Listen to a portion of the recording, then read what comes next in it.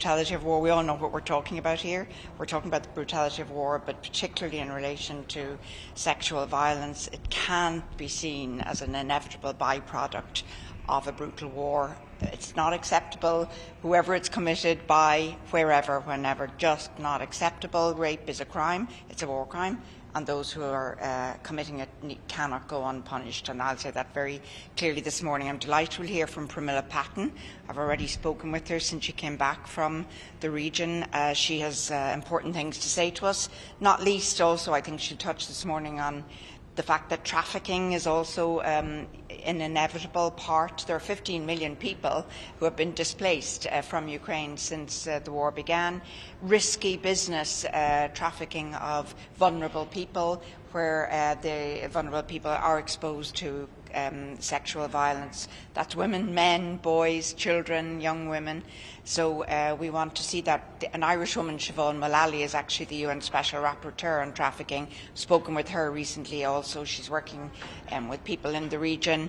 It's a very big concern. Of course, there's one way to solve all this, which is that Russia stops its senseless war, and I'll repeat that again this morning also. Ambassador, on Syria, when do you hope to circulate a draft resolution? Well, look, we're beginning our process. You watched us last year. Norway and Ireland take this as a very serious responsibility. We want to talk to everyone on the Council and to actors from the region who have an interest and an influence in the issue. So we're continuing our conversations and we'll keep you updated. Thanks.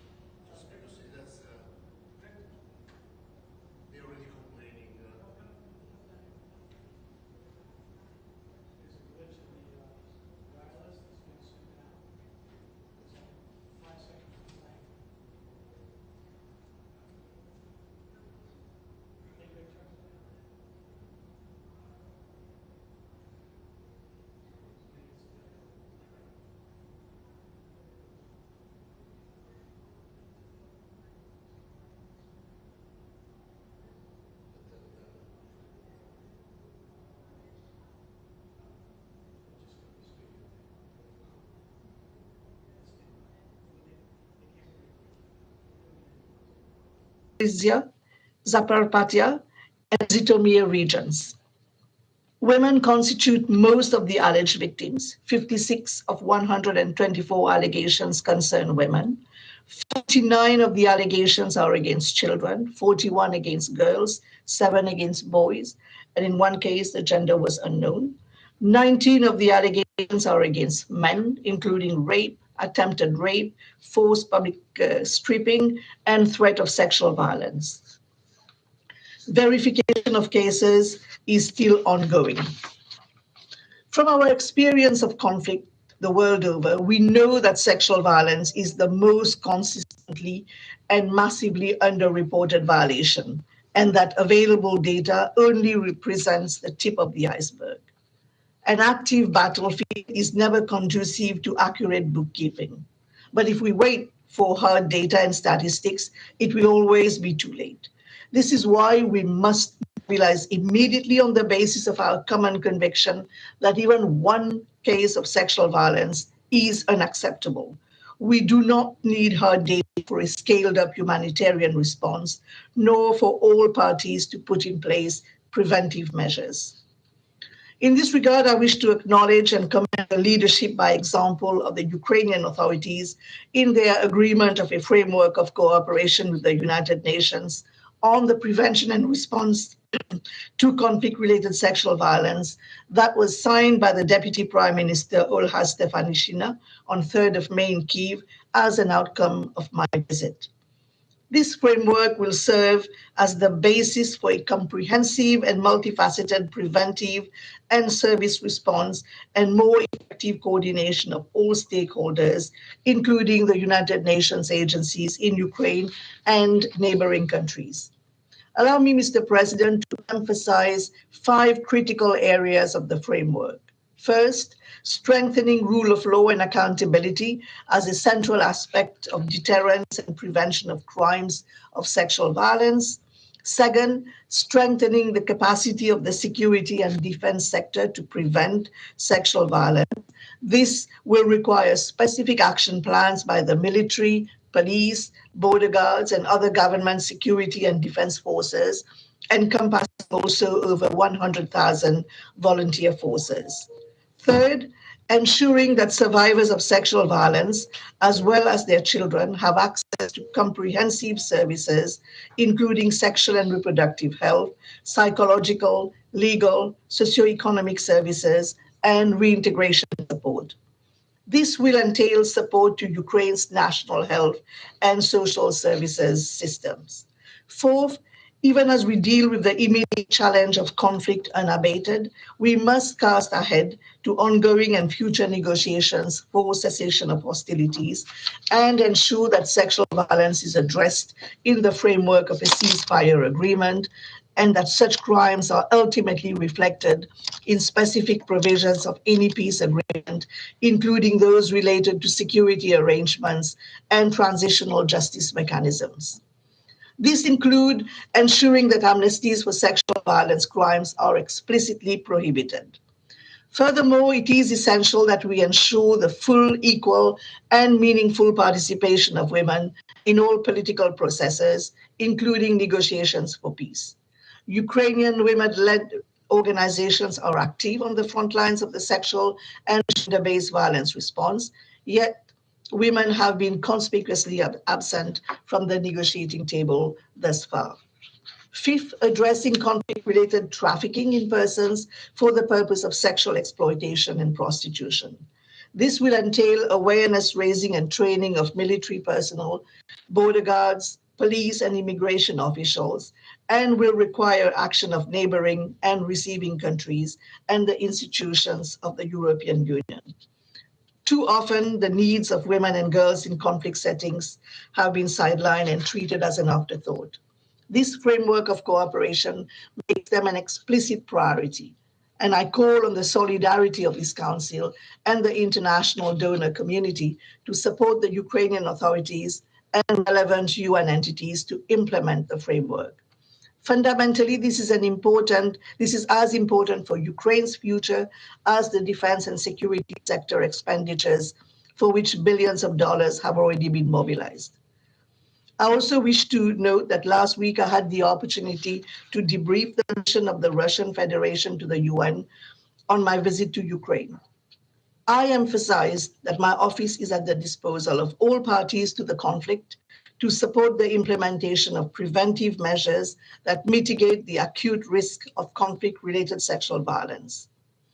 Resolutions 1820, 1888, 1960, 2106, and 2467 provide a clear and unanimously agreed preventive framework, which includes issuance of clear orders through military chains of command that reinforce zero tolerance for sexual violence, and the designation of high-level civilian and military focal points to engage with my office and other relevant UN actors, among other measures.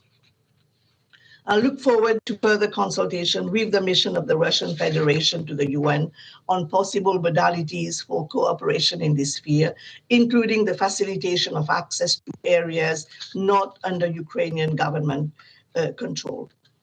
Mr. President, distinguished members of the Security Council, I wish to bring particular attention to the trafficking dimension. As the Secretary General stated in March, for predators and human traffickers, war is not a tragedy. It is an opportunity. Women and children fleeing the conflict are being targeted for trafficking and exploitation, in some cases facing further exposure to rape and other risks while seeking refuge. In addition to my engagement with the Polish and Moldovan local and state authorities, I visited reception centers and border crossing points in both countries. We must acknowledge and commend the outpouring of financial and moral support for the Ukrainian people by national and local authorities, as well as private citizens, which is perhaps unprecedented in modern times. Yet the protection challenges related to the displacement in the past 100 days of close to 14 million people, mostly women and children, 6.8 million of whom have fled across borders, is also unprecedented. From the outset of this conflict, heightened risk of trafficking in persons, including for the purpose of sexual exploitation and prostitution, have been alarmingly evident. The lack of consistent vetting of accommodation offers and transportation arrangements is a serious concern, as well as the limited capacity of protection services to address the velocity and volume of displacement. There are also concerns regarding the multiplicity of volunteers with limited vetting and little or no training or experience.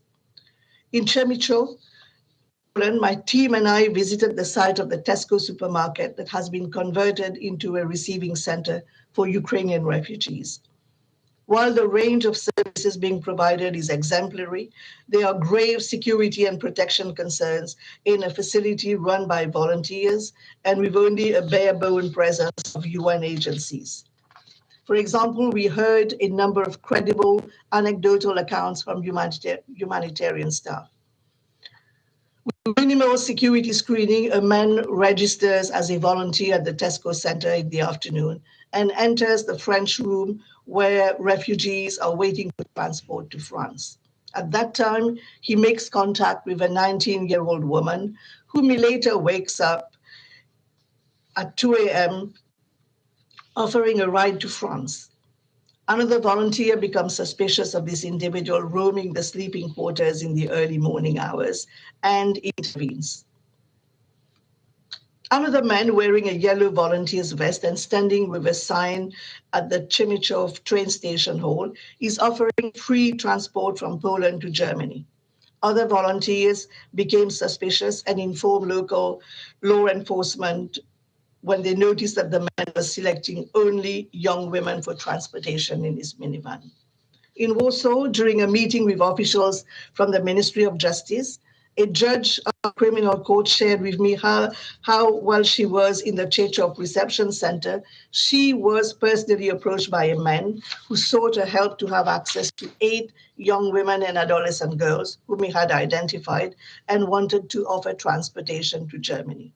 She told me that even as a judge, she was not initially suspicious until a volunteer intervened and informed her that the same men had been coming every 2 days to handpick young women and girls. The judge made an urgent appeal for awareness raising and training of law enforcement officials and other relevant actors. Within the humanitarian response architecture in Ukraine, a temporary task force on human trafficking has been established to strengthen coordination and foster cross-border cooperation, including among criminal justice actors. However, it is critical to ensure that effective protection systems are in place in all transit and destination countries and at all border crossings. Strengthening the overall response to trafficking is a critical aspect of the framework of cooperation, which will also require a coherent and coordinated response at the level of the European institutions. This is of utmost urgency, as I believe that this humanitarian crisis is turning into a human trafficking crisis. This requires a concerted, integrated and holistic cross-border response by humanitarian partners, law enforcement agencies, border forces, immigration officials, and political leaders. A regional compact is urgently required. And in this regard, I'm encouraged that His Excellency Mr. Charles Michel, President of the European Council, is in the Security Council chamber today, as I believe that this issue will require European leadership at the highest levels to address this problem. It will also require the continued focus and leadership of the UN Security Council in line with Resolution 23 related human trafficking and conflict-related sexual violence. I consider this dimension as a core aspect of the CRSV mandate and the Ukraine crisis as a critical litmus test for the implementation of Resolution 2331. Mr. President, distinguished members of the Security Council, during my mission, I witnessed with awe the resilience and fortitude shown by the communities affected by this conflict, including the women forced to flee their homes with their children, with nothing but the clothes on their back and the bag of belongings they were able to carry by hand. Many survivors have braved the risk of reprisals and backlash to tell their stories. We owe them more than solidarity. We owe them a swift and serious response. The prevalence of sexual violence in conflict throughout history teaches us that reinforcing prevention, protection, and service delivery is critical from the onset of any armed conflict. The framework of cooperation, which I have referred, paves the way politically for tangible support and technical advice and assistance from my office and the wider UN system, and will also serve as a platform for the mobilization of resources. To address this challenge, it is crucial to ensure that the level of political focus, as well as the allocation of resources for a comprehensive response, is commensurate with the scale and complexity of the problem. Finally, I wish to acknowledge that even as we focus on Ukraine, the ripple effects of this conflict are also being felt by women and girls in other war zones around the world who risk becoming forgotten victims of forgotten conflict. From Yemen to the Central African Republic, Afghanistan to Myanmar or Tigray in northern Ethiopia, resources are being drained and attention diverted.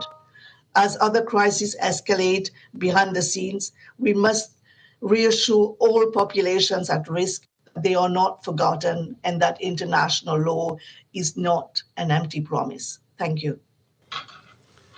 I thank Ms. Patton for her briefing and for her availability while traveling, and I hope that the little technical glitches did not affect the entirety of the message. I now give the floor to Ms. Natalia Karbowska.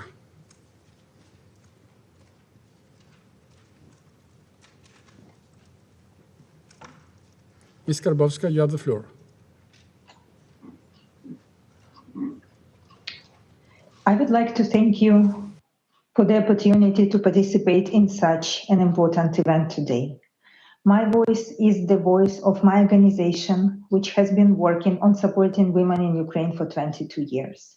My voice is also the voice of hundreds of other women's rights organizations, which are working in Ukraine 24/7, supporting women, providing food and medicine, healing the trauma, and giving the strength to continue living to those women whose lives were destroyed by Russia, those who have been raped, those whose kids were killed, whose houses were burned.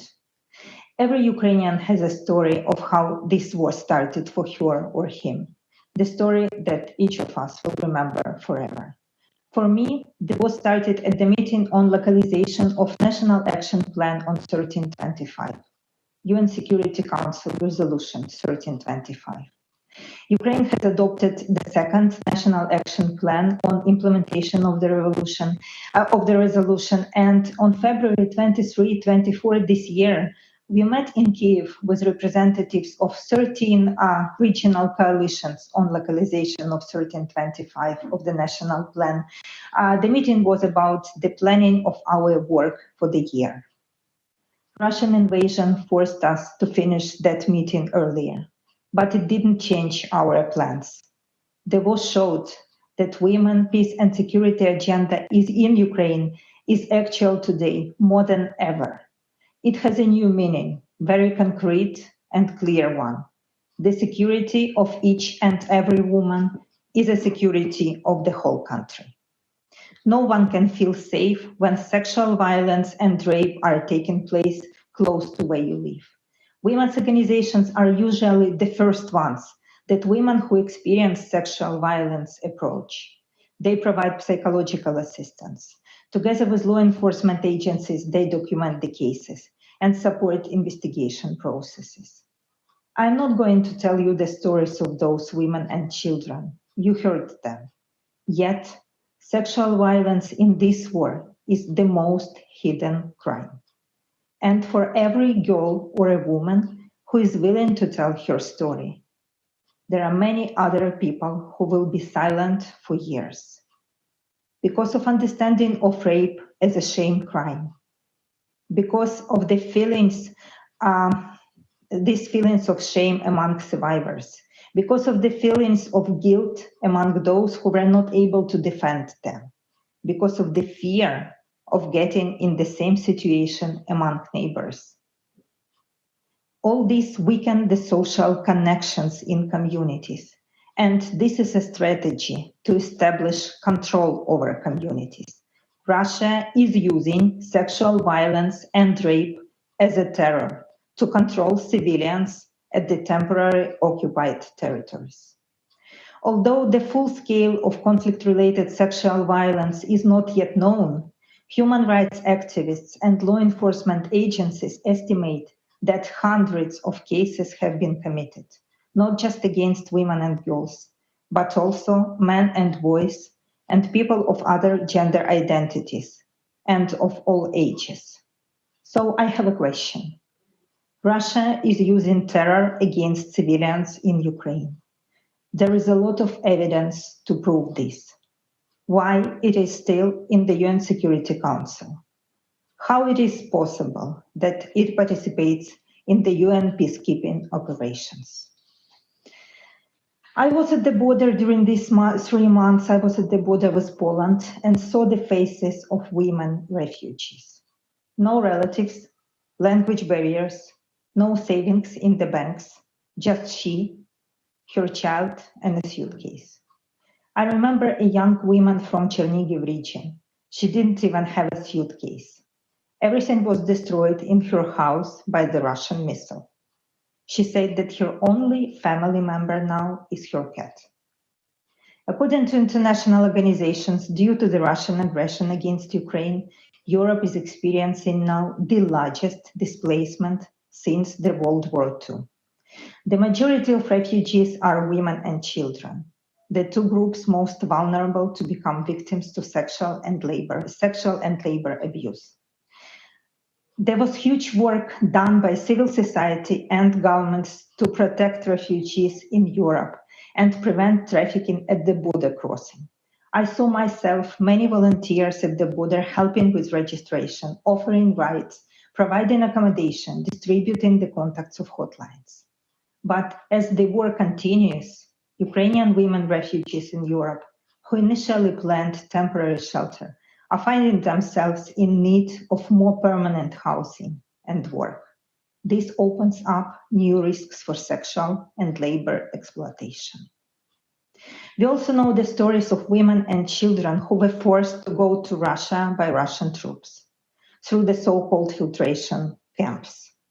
I met a 16 years old boy, Roman, in Western Ukraine. It was 2 months ago. He's from Mariupol.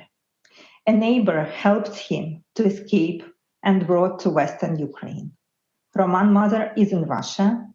Last time he saw her was when she was brutally taken to the filtration camp. Nobody knows what happened to her and if Roman will ever see her again. There are hundreds of stories like this. How is this called? Trafficking, slavery, terror, and crime. Russia is using war crimes as a weapon in this war. Military experts confirm that there was no other war since the World War II when aggressor behaves so brutally with civilians. This is a violation of all international humanitarian laws. The Russian war against Ukraine is showing that the usual practices and old international security systems do not work anymore. We are revising National Action Plan on 1325 in Ukraine because the reality has changed. But we do believe that Resolution 1325 still is a powerful instrument. We just need to create new tools that will make it work properly at different levels and, very importantly, for women on the ground. I urge you to develop such instruments, to keep pressure with sanctions, to continue providing military and humanitarian support. Do more every day. Thank you. I thank Ms. Karbowska for her briefing. I now give the floor to Ms. Sherry Rollins-Weston. Thank you, Mr. President, Your Excellencies, and esteemed speakers. And thank you to the government of Albania for inviting me to address the Security Council on behalf of Sesame Workshop, the nonprofit educational organization behind Sesame Street that has been reaching children with early learning for 50 years in over 150 countries. Over the last decade, we have been working with humanitarian organizations, governments, and UN agencies to support children and caregivers who face the trauma of conflict and displacement.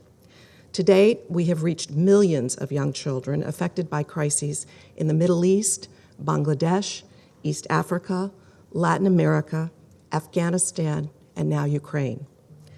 Today, you have heard about some of the most devastating impacts of war and conflict, including increased gender-based and sexual violence. In Ukraine, the gender dynamics of the crisis are particularly pronounced, with women and children accounting for 90% of all those who have fled the country. Inside Ukraine, the situation is equally dire.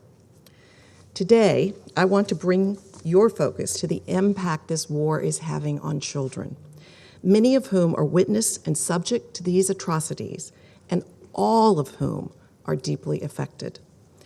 I am here to urge the international community to prioritize young children and caregivers in its response to this conflict in order to help mitigate a crisis of generational proportions. Young children are not only incredibly vulnerable to the immediate physical impacts of war, but they also have the most to lose because of the early years are such a critical time in their development. There is no time in a child's life more fragile and more important than their first 5 years, when their brain is developing faster than at any other time in their life. This is also a period when the brain is most sensitive to a child's environment, and repeated exposure to traumatic events can inhibit brain development, with long-term repercussions on their cognitive abilities, their health, and productivity that extend long after they survive immediate danger.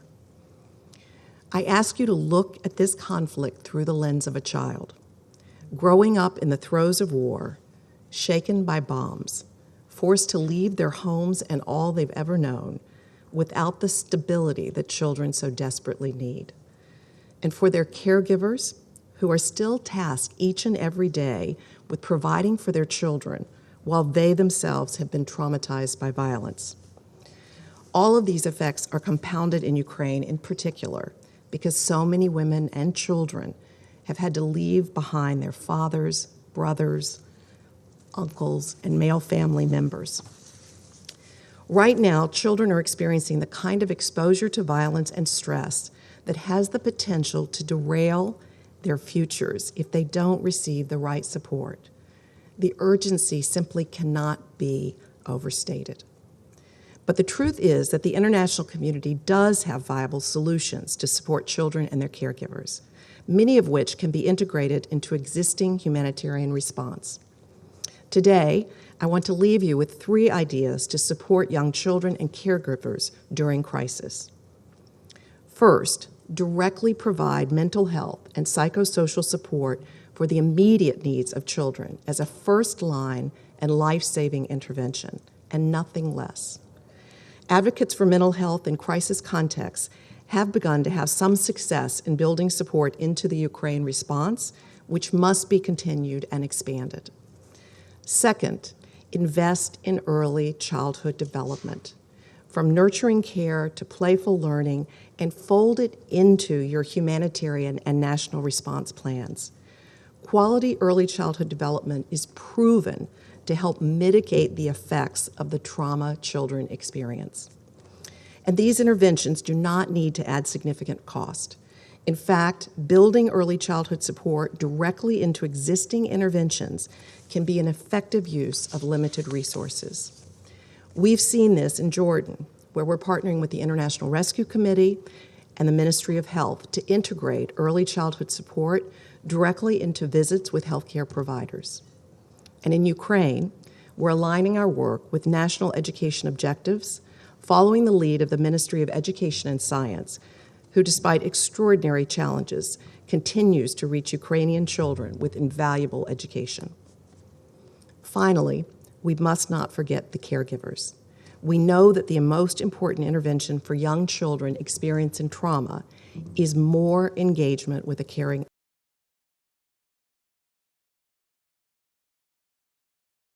crisis and help caregivers provide the nurturing care children so desperately need.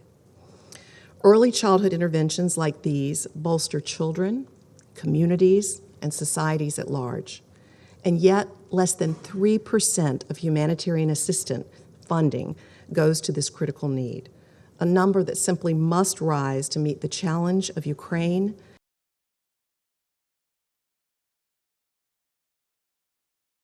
impact of these issues discussed here today on children, prioritizing their needs and giving them the chance to thrive. How can they possibly be expected to have the skills they need to rebuild their society?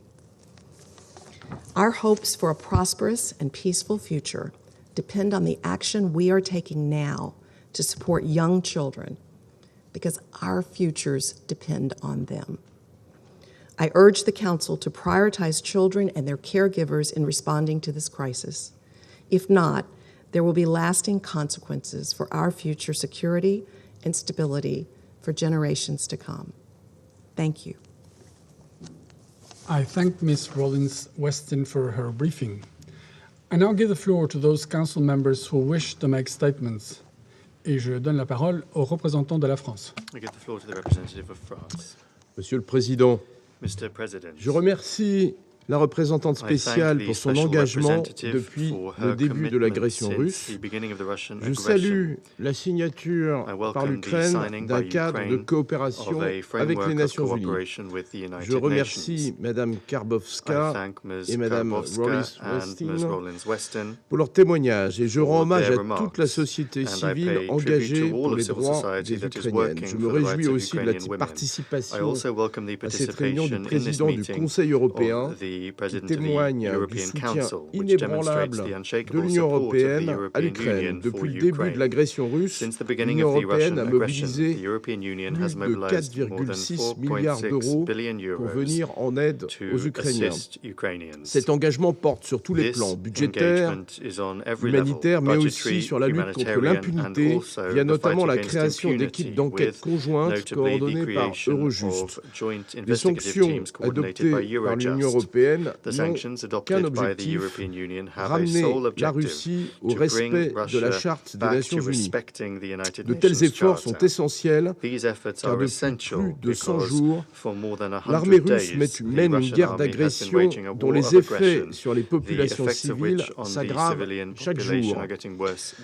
La France est consternée face aux nombreuses allégations de violences sexuelles. Si elles sont avérées, elles constitueraient des crimes. Nous devons tous être les garants des résolutions de ce Conseil sur les violences sexuelles. Nous avons la responsabilité de soutenir les victimes.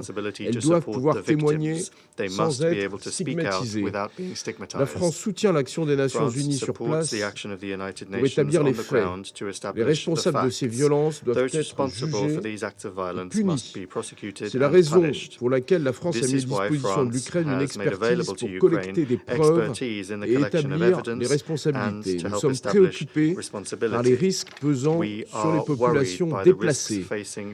La France soutient pleinement l'action des Nations Unies visant à prévenir les risques de traite et de trafic d'êtres humains. À ce titre, nous saluons les efforts du Fonds des Nations Unies pour la population.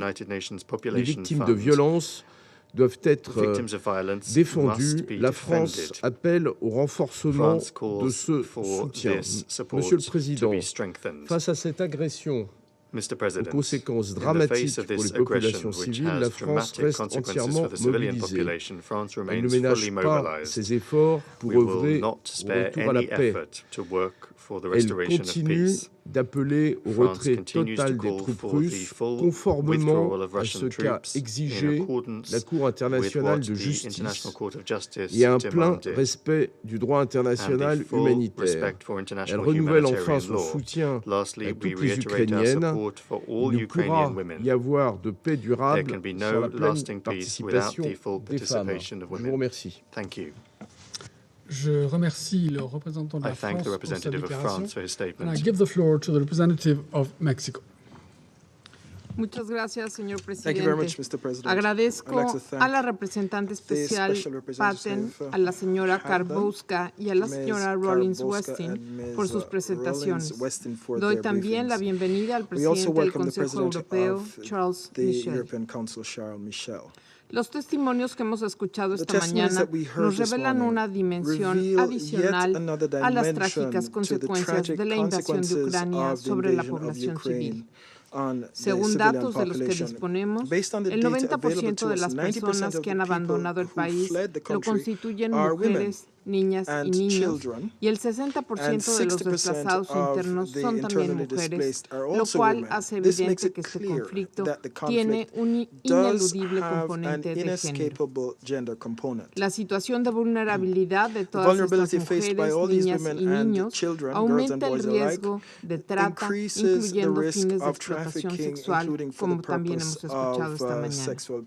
Hace poco, escuchamos también en este Consejo a la alta comisionada Bachelet referirse a casos de violaciones de mujeres en áreas que están bajo control ruso, aunque dio cuenta, asimismo, de reportes de violencia sexual cometidos por ambas partes.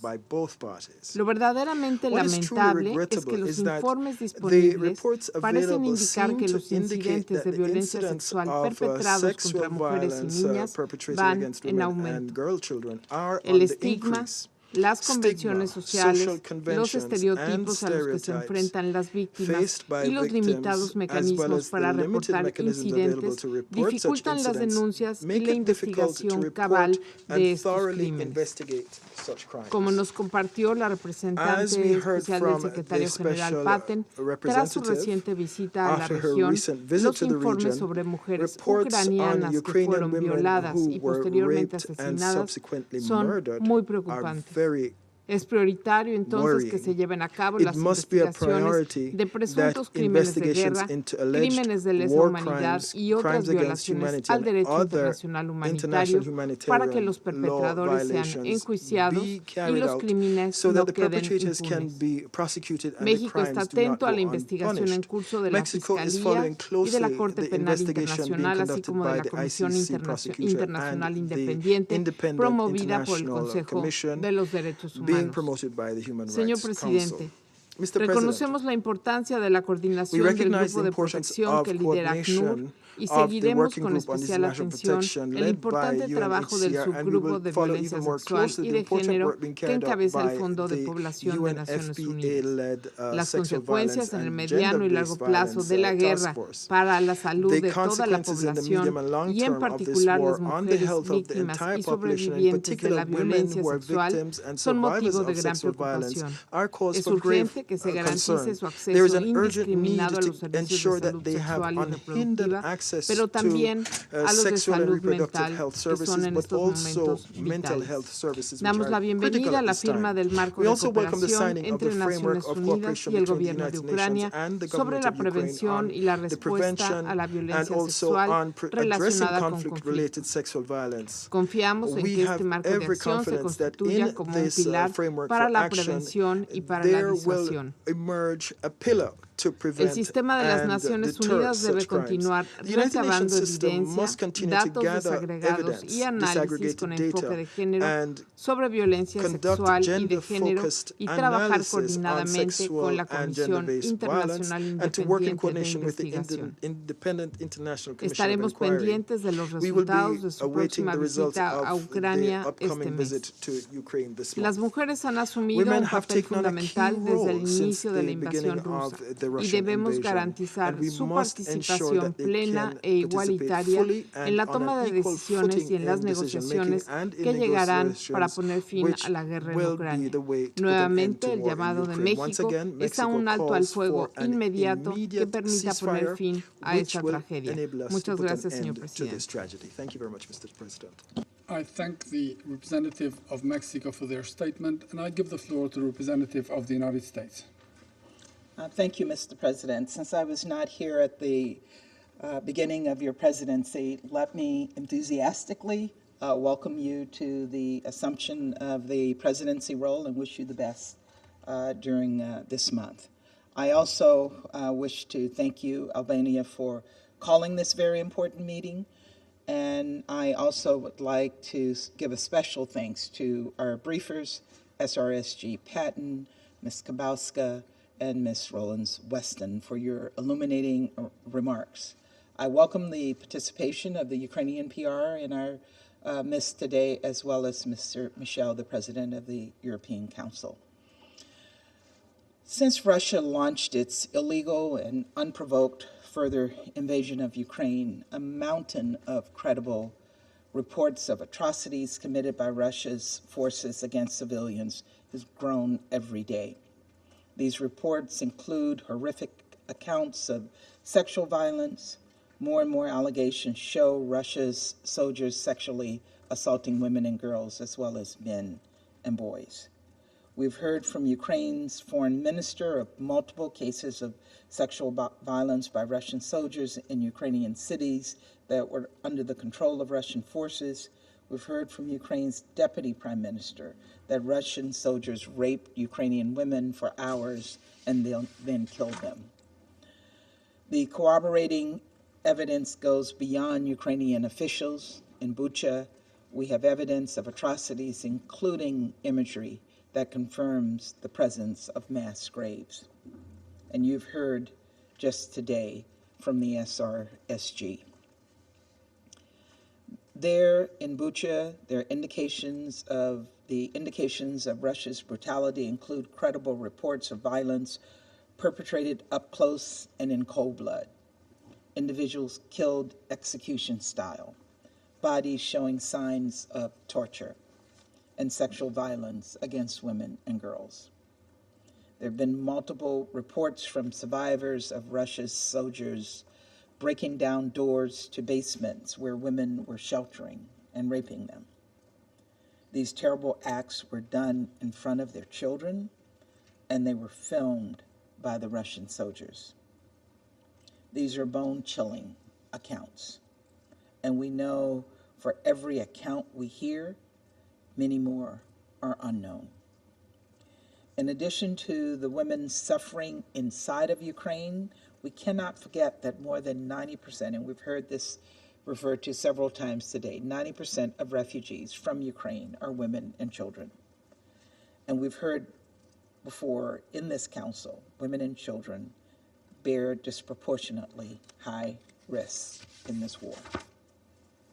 Family separation leaves girls in particular at increased risk for sexual exploitation and trafficking.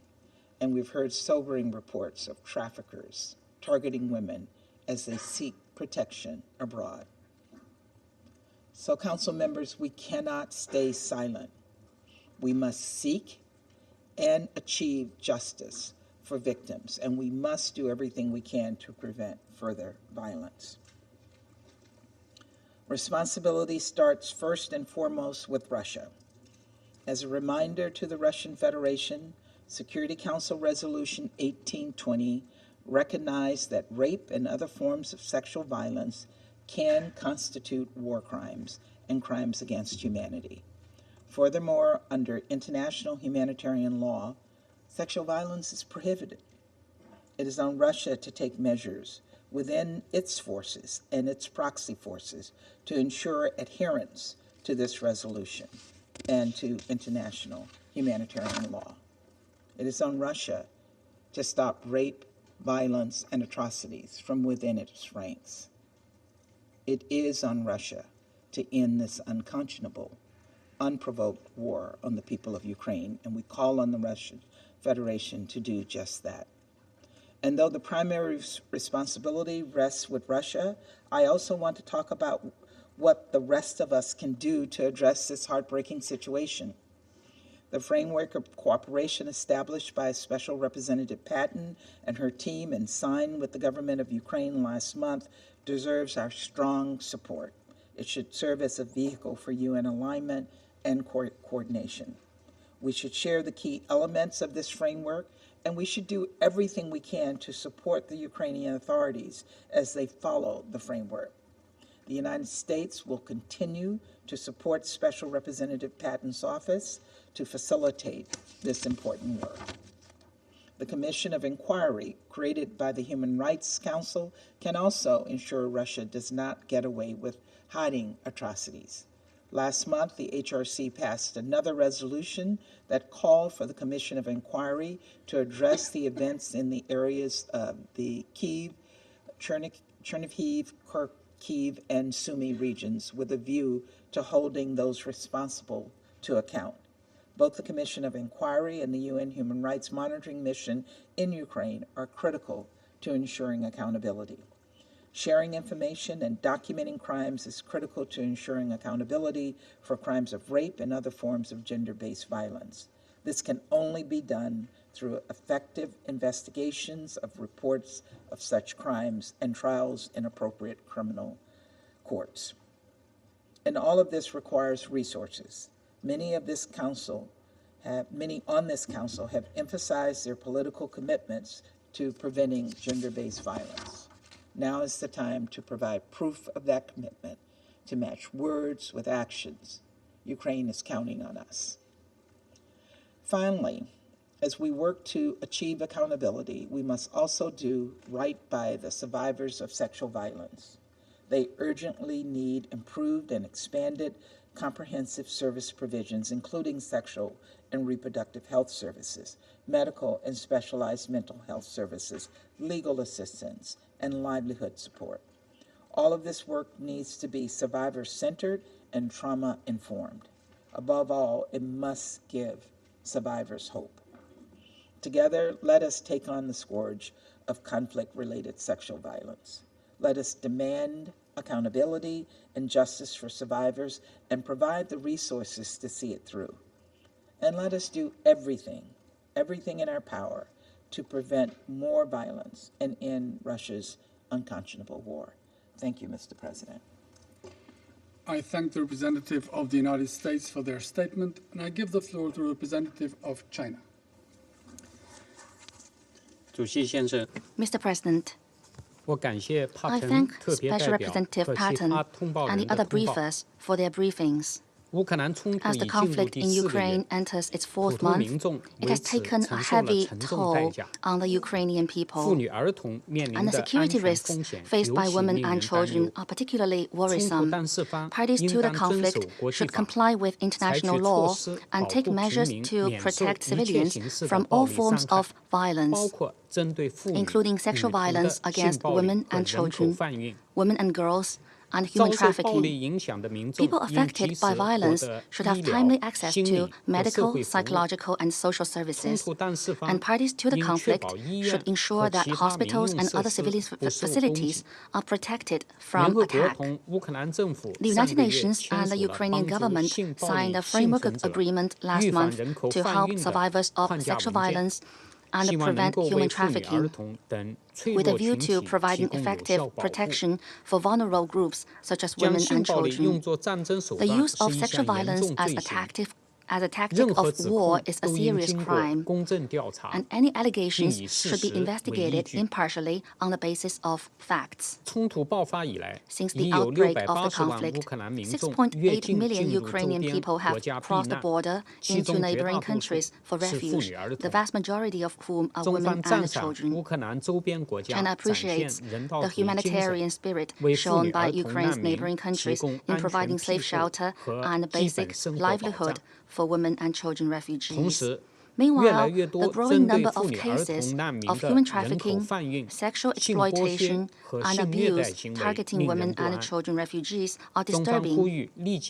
China calls for immediate international cooperation to identify and punish relevant criminal acts and to resolutely stop secondary victimization of women and children. The Office of the Special Representative of Madam Patton, UN Women, UNICEF, UNHCR, UNODC, OHCHR, and other international agencies should strengthen monitoring and analysis and provide professional and technical support to combat human trafficking, sexual exploitation, and abuse against refugees. Mr. President, eliminating sexual violence and human trafficking in conflict is not the end of our efforts. Only through ceasefire and restoring peace can the trauma of conflict on women and children be fundamentally avoided. The international community should work together to promote peace talks and encourage Russia and Ukraine back to the negotiation track. We hope the upcoming meeting between Russia, Ukraine, the UN, and Turkey will help the parties gradually build mutual trust while resolving the food issue in Ukraine. Neither providing weapons nor imposing sanctions and pressure will solve the problem, but will only perpetuate and expand the conflict. People in Ukraine and other developing countries have no reason to pay the price for geopolitical and bloc confrontations. At a time when human destiny is shared and global security is indivisible, no country can or should seek its own absolute security at the expense of the security of others. And international and regional security cannot and should not be guaranteed by strengthening military blocs and cutting off supply chain and industry chain. China once again calls on parties concerned to put international and regional peace and security first and play a constructive role in the proper resolution of the crisis in Ukraine. Thank you, Mr. President. I thank the representative of China for their statement, and I give the floor to the representative of Ghana.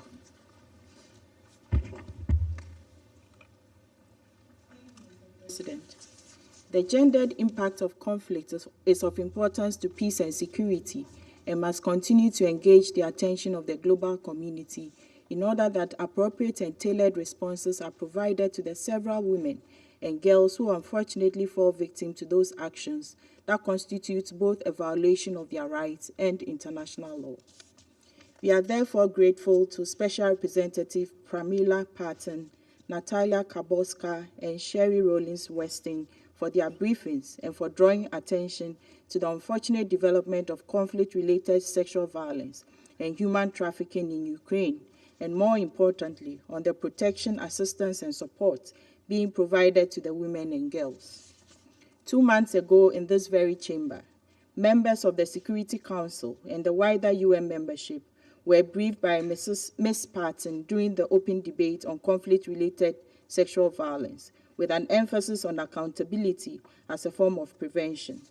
At that open debate, Ukraine was listed among conflict environments where the scourge of conflict-related sexual violence remained a chilling reality for many. Today, as Ukraine takes center stage in our discussions on conflict-related sexual violence and human trafficking, we, who are entrusted with the details of the heartbreaking circumstances, owe it to victims and survivors to channel our dissatisfaction into action.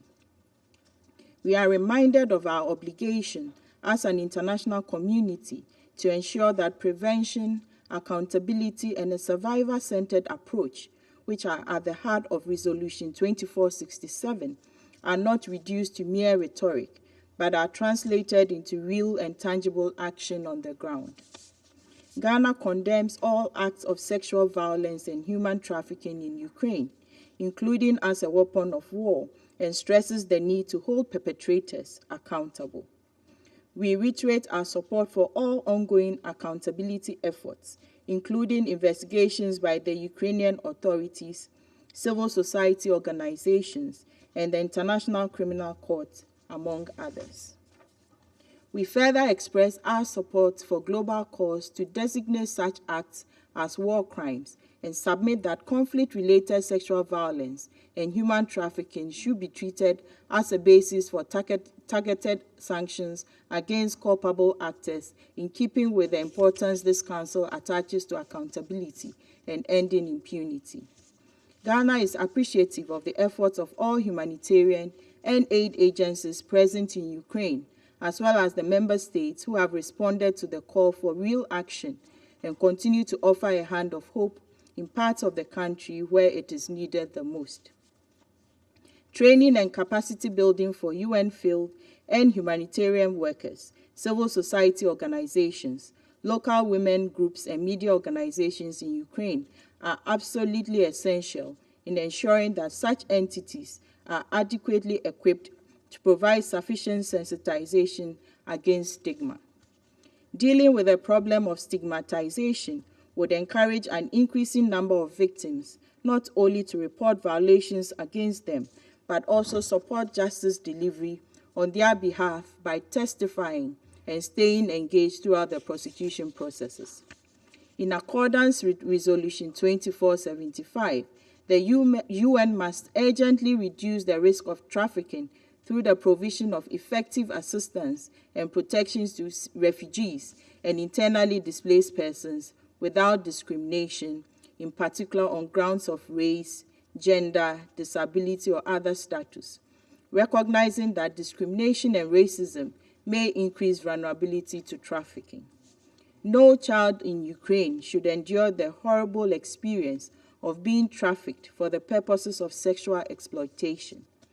We urge all relevant UN agencies to ensure that child protection systems in Ukraine are continuously and adequately resourced. There is also a crucial need to ensure access to safe accommodation and enhance the protection of displaced and refugee children, taking into consideration their best interests to prevent them from being trafficked. It is important to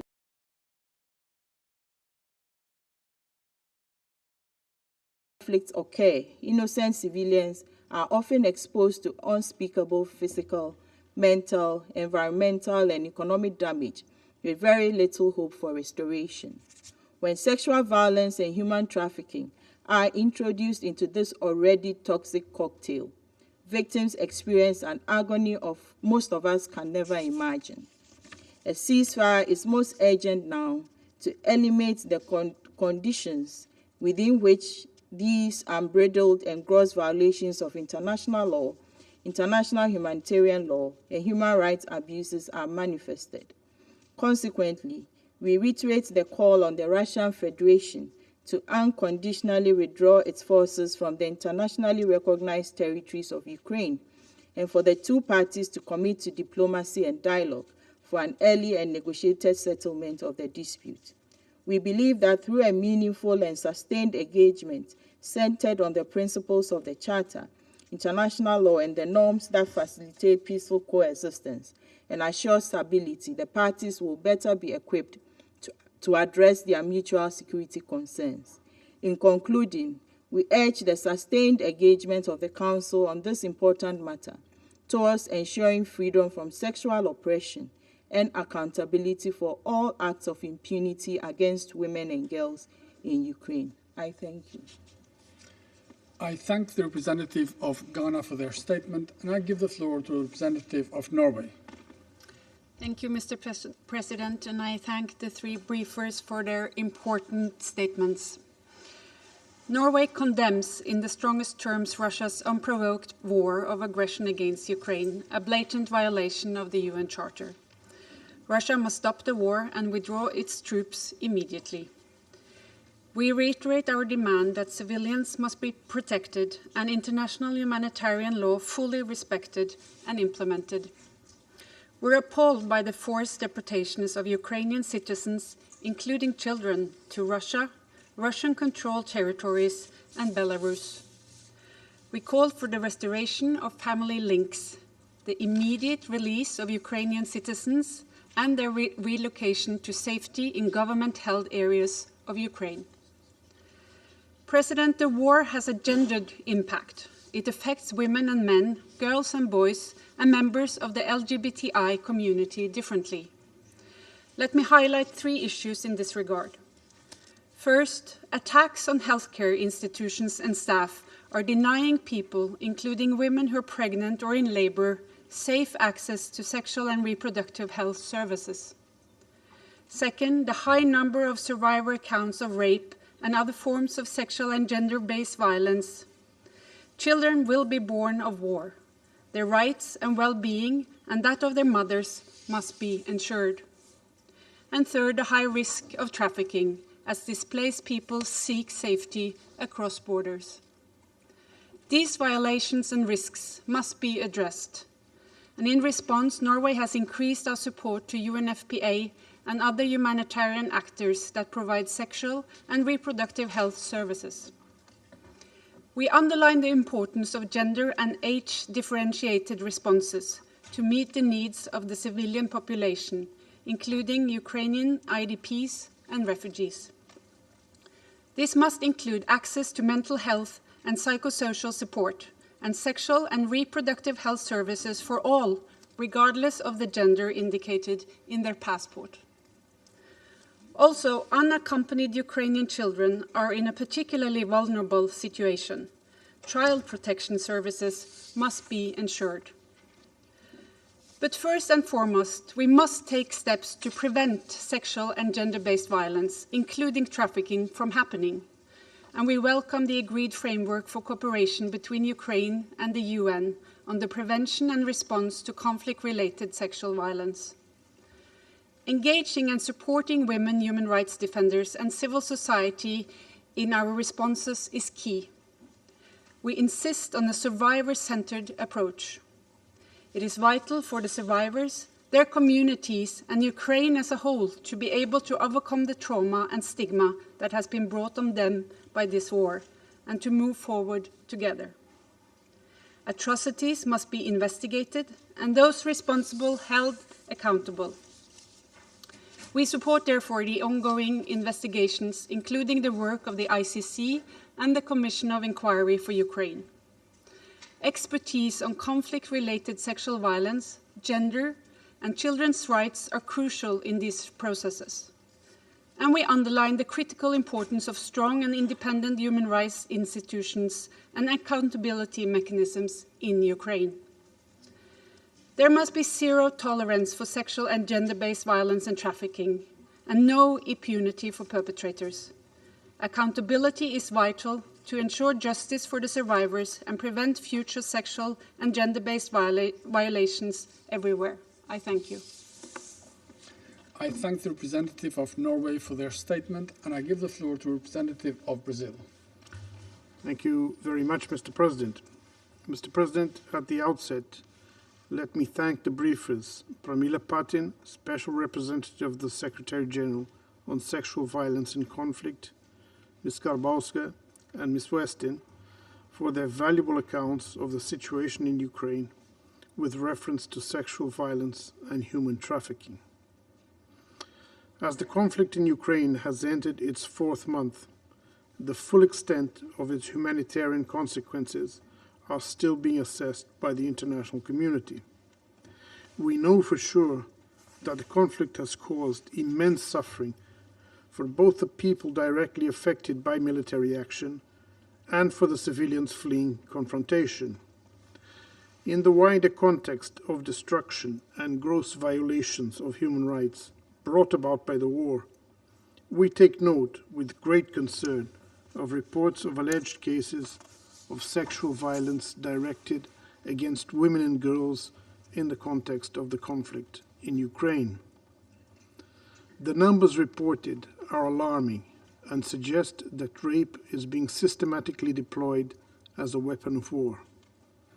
Brazil reiterates its calls for urgent independent investigations. It is admittedly difficult to document sexual violence because often victims do not want to speak about it. The insufficiency of reports further contributes to the sense of impunity that surrounds such war crimes. The use of gender-based violence as a weapon of war, as well as a tool of intimidation and social control in conflict situations, is unacceptable. Such crimes are often used to humiliate and punish innocent civilians. It is well documented that sexual violence destroys the social fabric of communities and inflicts long-lasting psychological trauma in its victims. In its aftermath, the stigmatization and discrimination of survivors can endure and contribute to further gender inequality.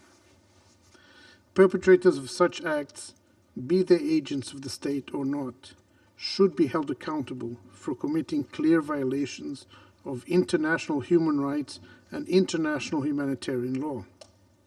Such abhorrent acts are prohibited both in times of war and peace. The proper investigation and prosecution of sexual violence cases in Ukraine are necessary, not just as a means of reparation, but also of delivering justice. As experience shows us, the delivery of justice in such cases is also an important tool to consolidate peace in post-conflict situations. Since the outbreak of the conflict, nearly 15 million people have been displaced and humanitarian needs continue to soar. Unfortunately, human traffickers and criminal networks may take advantage of such movement of people, women and children in its majority. Such criminals attempt to exploit refugees' vulnerability and lure them with false promises of free transport, accommodation, employment, or other forms of assistance. Although we do not know the exact figures of how many victims have already fallen prey to traffickers and abusers, the risks are clear and deserve attention from the international community. As the Assistant High Commissioner for Protection of UNHCR, Gillian Triggs, acknowledged last April, states have the duty to prevent predatory individuals and criminal organizations from profiting from the situation.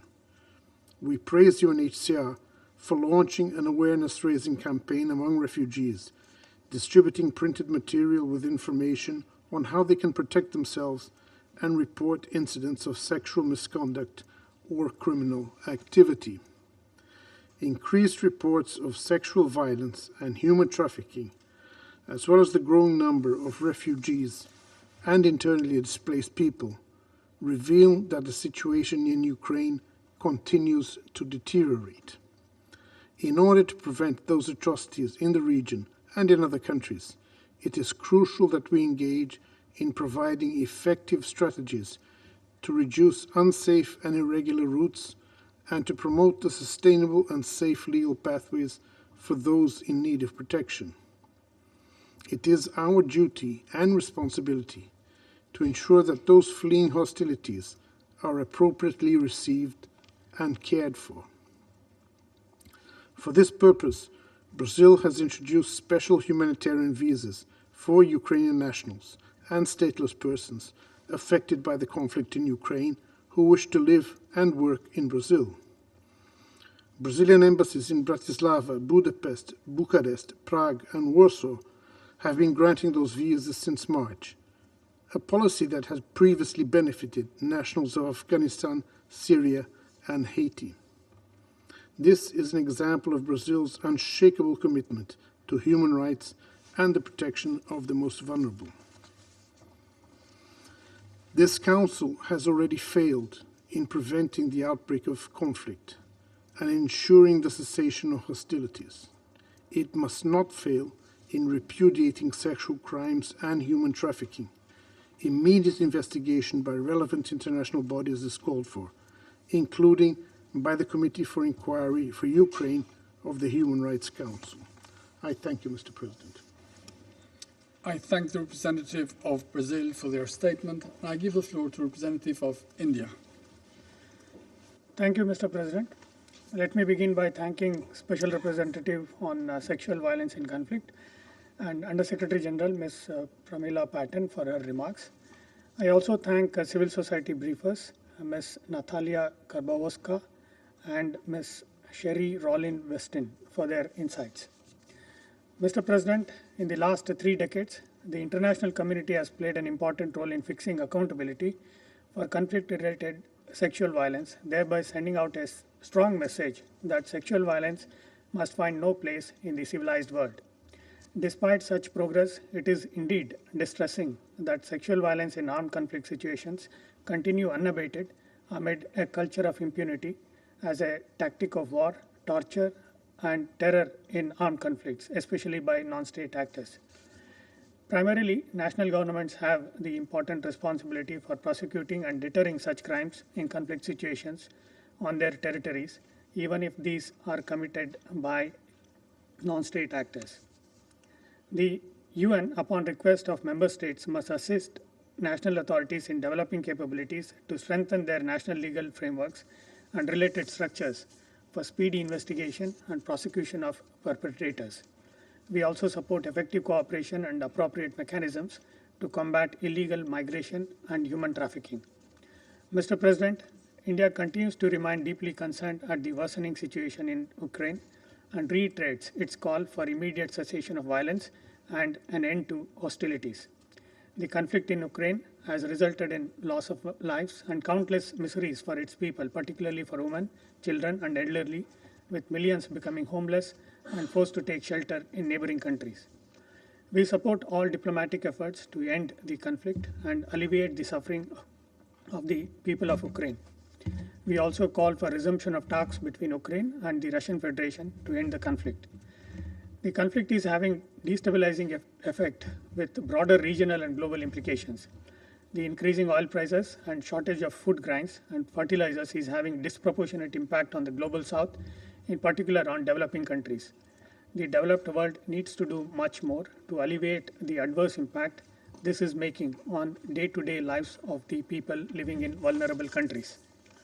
India is committed to work constructively in mitigating the adverse impact of the conflict on food security and in ensuring that vulnerable countries have sufficient cushion against fluctuations in the global market.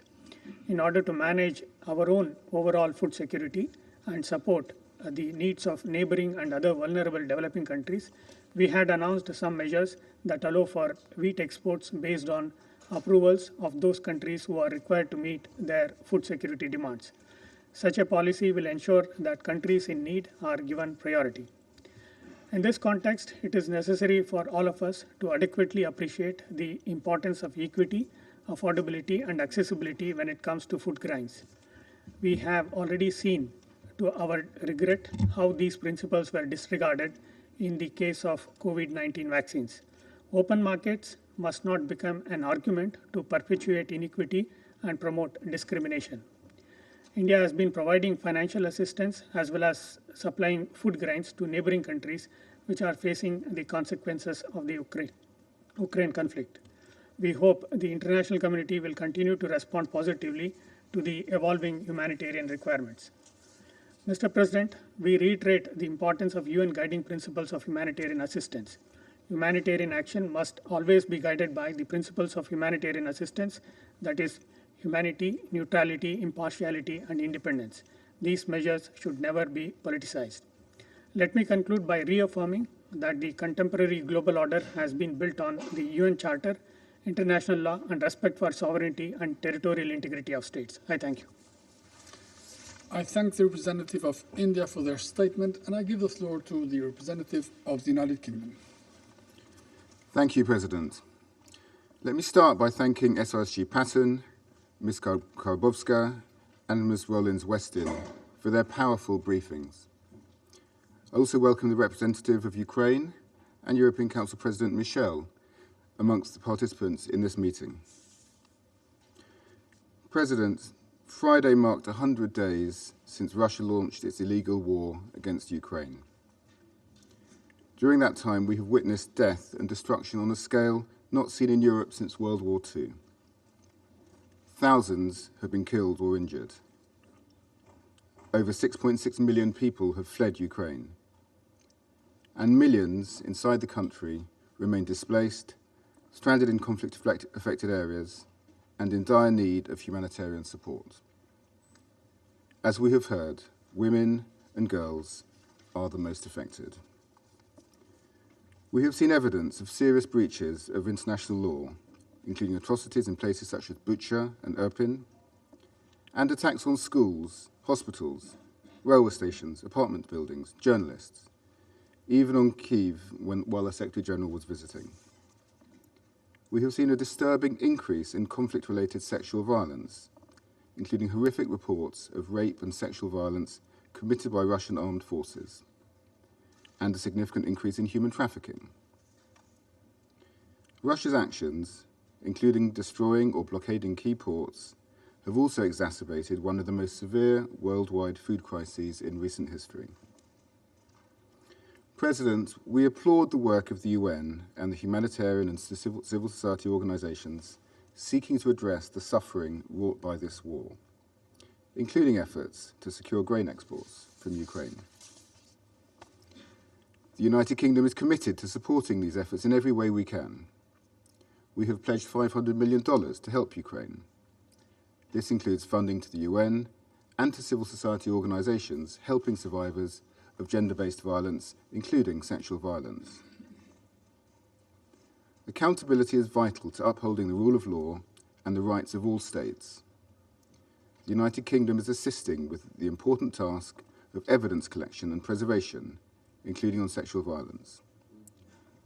We are collaborating closely with the Ukrainian Prosecutor General and have deployed specialist UK war crimes and conflict-related sexual violence experts to Poland to provide support. At the open debate on the 13th of April, we launched the Murad Code, designed to support safe evidence collection from survivors of sexual violence. A Ukrainian language translation has been shared with the Ukrainian Prosecutor General. We continue to look at all international options to tackle these heinous crimes and hold perpetrators to account. President, this war is appalling and unjustified, as appalling and unjustified after 100 days as it was on its first. Russia is ignoring all our calls for peace, continuing attacks in eastern Ukraine, and yet again striking Kyiv this weekend. We must not allow Russia to normalize illegal aggression with its disinformation, distraction, and lies. We must instead demand that Russia ends the suffering it is causing. This means immediately ceasing its invasion and withdrawing its forces, as the Secretary General, members of this Council, and the General Assembly have demanded, and as the International Court of Justice has ordered. Thank you. I thank the representative of the United Kingdom for their statement. Et je donne la parole au représentant du Gabon. Merci, Monsieur le Président. Monsieur le Président, prenant la parole pour la première fois depuis le début de votre magistère, je voudrais vous féliciter pour votre présidence du Conseil et vous remercier pour l'initiative de cet important débat sur les violences sexuelles et la traite des personnes en lien avec la situation en Ukraine. Je remercie la représentante spéciale Pramila Patten pour son exposé édifiant. Je remercie également Madame And I'd also like to Natalia thank Madame Natalia Karboska and Ms. Sherry Rollins-Weston for their respective first-person Monsieur le Président, en briefings. prenant la parole ce matin devant ce Conseil, as we take the floor this morning in the Council, our thoughts are with those who in Ukraine or in neighboring countries have fallen prey to the agony of the war besetting them for almost 100 days now.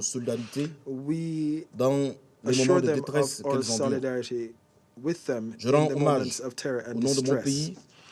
On behalf of my country, I pay tribute to the women and men who are standing by them as part of humanitarian missions to alleviate the daily atrocity faced by survivors. We want to say that humanitarian assistance, which is so vital in such circumstances, must be provided without hindrance to those who need it, without any politicization, in conditions of security and respect, and with the assurances provided under international humanitarian law. My dear colleagues, the statistics coming out of the latest report from on the situation provided by OCHA on the war in Ukraine are frightening. They confirm the predictions of a toll that grows heavier as fighting intensifies on the ground. Civilians continue to pay the heaviest toll of the hostilities. Indeed, over 7 million people have been displaced in the country, and approximately 6.8 million of them are refugees. We are very concerned at allegations of sexual violence that persist, especially against women and children, as well as persistent reports of growing networks of trafficking in persons. We welcome here the initiatives of United Nations specialized agencies to prevent and curb threats and serious human rights violations. We welcome the monitoring and outreach carried out by Ms. Patton's office, and it is our hope that the cooperation agreement signed with the Ukrainian government will enable better prevention of such crimes as well as stronger operational response. We also welcome the mechanisms set up by the United Nations, UNFPA, also the International Organization for Migration, to provide appropriate responses in the medium and long term, as well as to provide medical and legal assistance. Mr. President, il est fondamental de souligner que les conventions internationales protégeant les civils dans les combats et les résolutions pertinentes de ce Conseil, au nombre desquelles les résolutions 1820 et 1835 qui condamnent les violences sexuelles contre les femmes, l'utilisation du viol comme arme de guerre et reconnaissent les violences sexuelles comme une menace à part entière à la sécurité. Ces résolutions engagent toutes les parties belligérantes. La communauté internationale doit s'assurer que les violences sexuelles, la traite des personnes et toutes les autres atteintes aux droits humains durant les conflits armés puissent faire l'objet d'enquêtes indépendantes et impartiales afin d'établir les faits et les responsabilités. Les réseaux mafieux de traite et d'exploitation organized crime networks of trafficking in persons and sexual exploitation which are operating on escape routes or in places of refuge must be neutralized, and the perpetrators must answer for their crimes.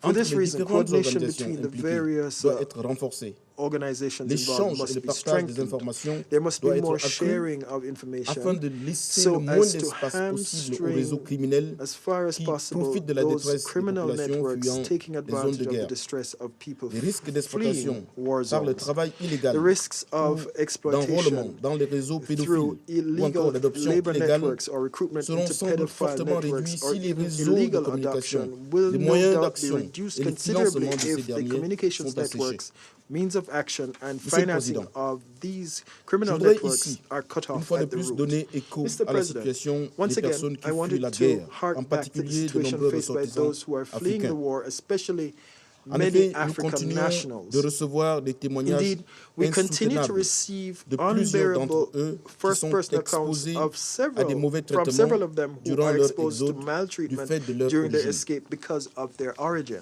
Depuis le début de la guerre, since the outbreak of the war in Ukraine, we have repeatedly mentioned the stigmatization of many African nationals.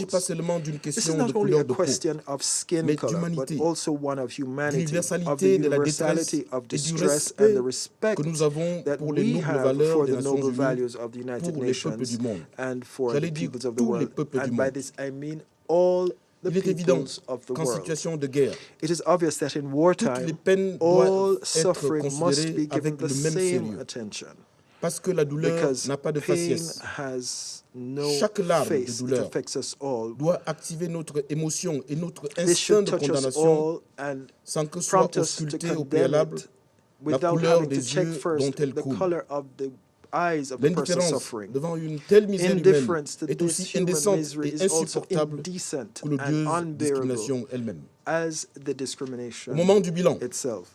When le all is supplice said and des jeunes done, Africains the fuyant la ordeal guerre en suffered by Ukraine, young qui sont Africans fleeing the war in Ukraine, who are discriminated against, humiliated, incomprehensiblement de and façon treated inhumaine, ne devra pas être incomprehensibly oublié. in an inhuman Moment way du should bilan, not be forgotten. nous When devons all nous is said souvenir and done, we du must silence remember assourdissant the de certains deafening et silence des of some plaidoyers sélectifs and the de selective tous ceux qui advocacy savent se of faire all those entendre who know ou how peuvent to make agir, themselves heard mais qui or sont restés who sans are able réaction to act but who face aux remained cris de détresse passive in des the jeunes face of the Africains cries of qui, distress of young marginalisés Africans dans who les were dispositifs de overlooked protection, by the se protection sont retrouvés mechanisms plus and found exposés themselves au even risque more d'exploitation. exposed to the risks of Monsieur le exploitation. Président, Mr. President, comme nous venons de as we l'entendre, have nous just l'avons heard, entendu de la part de Madame and we Patten, heard this from Ms. Patton, la situation humanitaire en the Ukraine humanitarian est des situation in plus Ukraine préoccupantes is et requiert des all actions the more urgentes pour worrying and répondre aux requires besoins urgent importants action des to populations respond civiles. to the significant Nous needs devons une réponse of aux the femmes civilian et aux populations. We enfants owe pris dans les, women and dans les children a taux des combats. response because they are caught in a Nous vice devons between une warring réponse parties.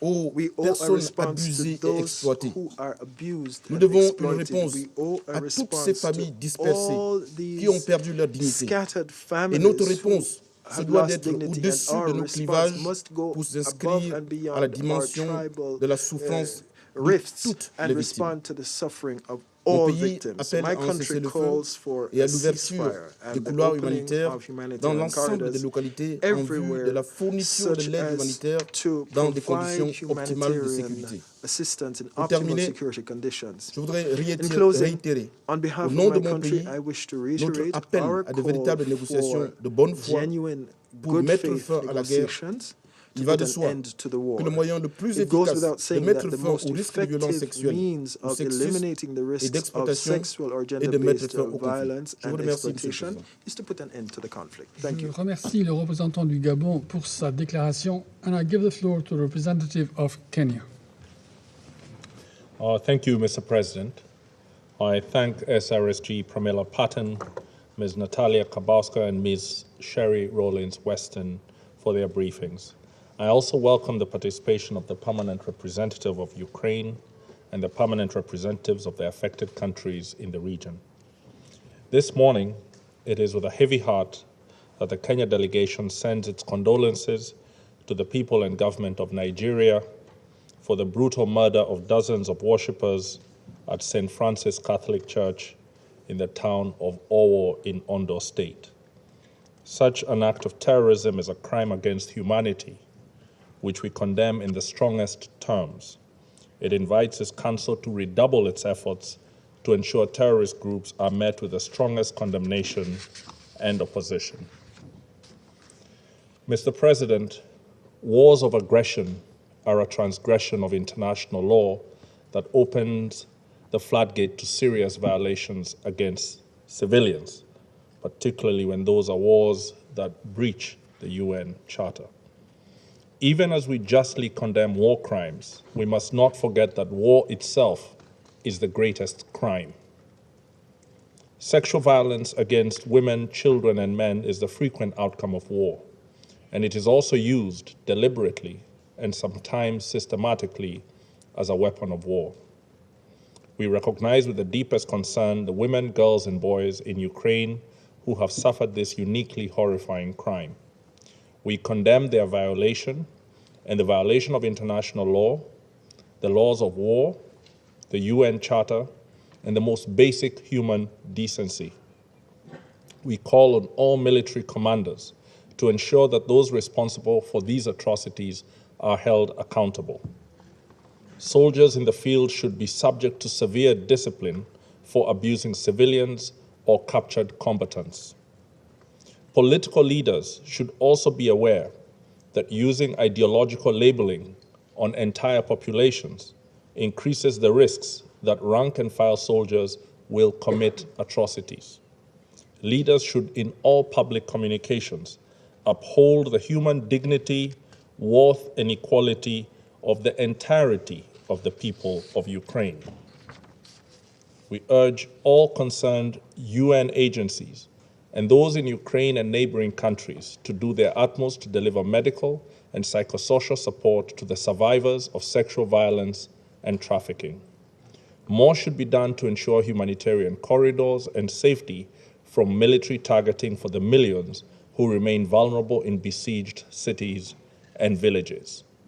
We say this fully aware that the truest protection is the stopping of the war and the respect for the territorial integrity and sovereignty of Ukraine. In the meantime, there is a crucial need for effective cross-border coordination between border security personnel, early warning mechanisms, and national and regional women protection advisors, as well as humanitarian actors to protect those in danger of violations. In this regard, we commend the signing of the UN framework in early May to assist survivors of sexual violence, whose purview also covers the prevention of conflict-related trafficking amid rising displacement. We also commend all individuals, institutions, and governments that are helping in every possible way. We especially thank UN bodies and the agencies including OCHA, UN Women, UNICEF, UNHCR, UNFPA, and UNDP for their reports and action briefs highlighting the plight of civilians, especially women and children, and spearheading the UN's response. We also applaud the brave women of Ukraine that are fighting for peace and for their country. We recognize with admiration the brave women who are leading in government and civil society. We are further pleased to see the role of women as agents of change and urge their participation in decision-making at all levels in all aspects, including diplomatic efforts to find lasting peace and security in Europe and globally. Mr. President, I must again bring up the plight of Africans who are trapped in the war. Unfortunately, we continue to see reports of racial discrimination directed at people of African descent who, like other fleeing Ukrainians, are also seeking safety in Europe. We recently heard Gerald Eziani's heartfelt story of his experience while crossing the border from Ukraine to Hungary and then to Berlin. Though aware of his rights and the laws outlined in the UN Charter which allow him the right of passage, having been a valid resident of Ukraine, he experienced discrimination on the train where he was requested to disembark by 15 to 20 German police officers under claims that he was not born in Ukraine, which would demand that he undergo further processing to leave.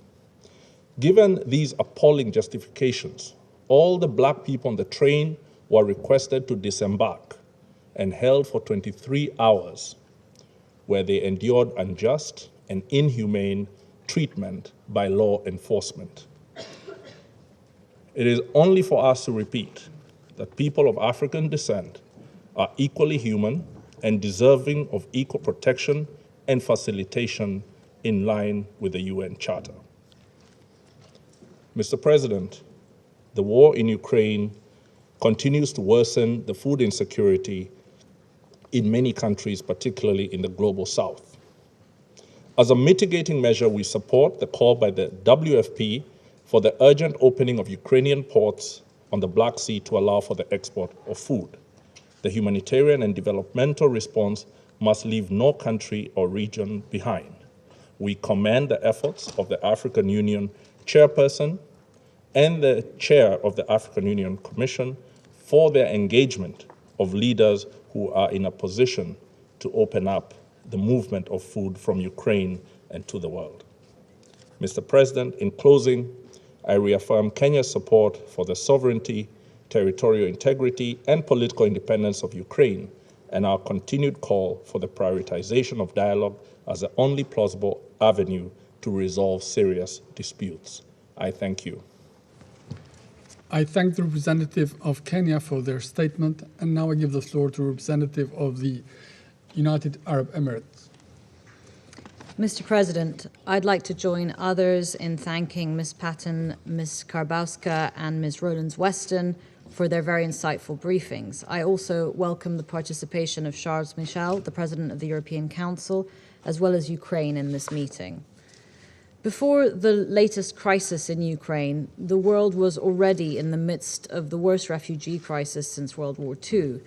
This has, in turn, been the cause of almost unfathomable levels of sexual violence and human trafficking. In 2016, the International Labour Organization estimated that 28.7 million women and girls around the world were in a condition of forced labor, debt bondage, forced marriage, slavery, and trafficking. The Secretary General's report on human trafficking in 2020 noted that 70% of all identified trafficking victims were women and girls, 77% of whom were trafficked for sexual exploitation. My region, the Middle East, has been at the epicenter of this crisis for more than a decade, with millions displaced and exploited. The conflict in Ukraine is therefore making an already horrifying global crisis worse. In just over 100 days, almost 14 million people have been displaced, more than a quarter of Ukraine's population. The majority of them are women and children. We have already seen disturbing reports of conflict-related sexual violence and of women and children falling victim to organized criminal gangs operating human trafficking rings. As we have heard today, this conflict demands a serious, gender-centered international response that prioritizes the needs and safety of women and children in times of conflict. We also note with concern and concur with our colleagues from Kenya and Gabon that all refugees must be treated equally and without racism. Following the topic chosen for today's discussion, I'd like to focus on the following points. First, we commend the framework of cooperation that SRSG Patton's office signed with the government of Ukraine on the prevention and response to conflict-related sexual violence. Cooperation between the UN and relevant authorities in Ukraine and their human trafficking task force in areas including improved access for survivors of sexual violence to health and social services is critical. We support the SRSG's plan to deploy an expert on trafficking to cooperate with authorities in Ukraine and in neighboring countries because we believe that it will help mitigate the horrific exploitation of women and children across the region. Initiatives like this are positive and necessary steps and can boost the capacity and efforts of neighboring countries to prevent exploitation and combat trafficking. We note Ms. Patton's message that a regional compact is urgently required and that the UN Security Council should continue to lend its support on the humanitarian context of this conflict, and the UAE supports both suggestions. Second, we already know how essential yet difficult it is to collect sex disaggregated data in conflict situations, including to better understand the impact of the conflict on human trafficking and conflict-related sexual violence. Initiatives like the rapid gender analysis carried out by UN Women and CARE International provide insight on the gender dynamics of the conflict in Ukraine and are the type of analysis that can guide a better and more tailored response to the needs of Ukrainian women and girls. They should continue to be well funded. Third, the conflict continues to undermine food security globally, which disproportionately affects women and girls. When mostly men take part in conflict, it is women who are forced to put food on the table for their families by any means necessary.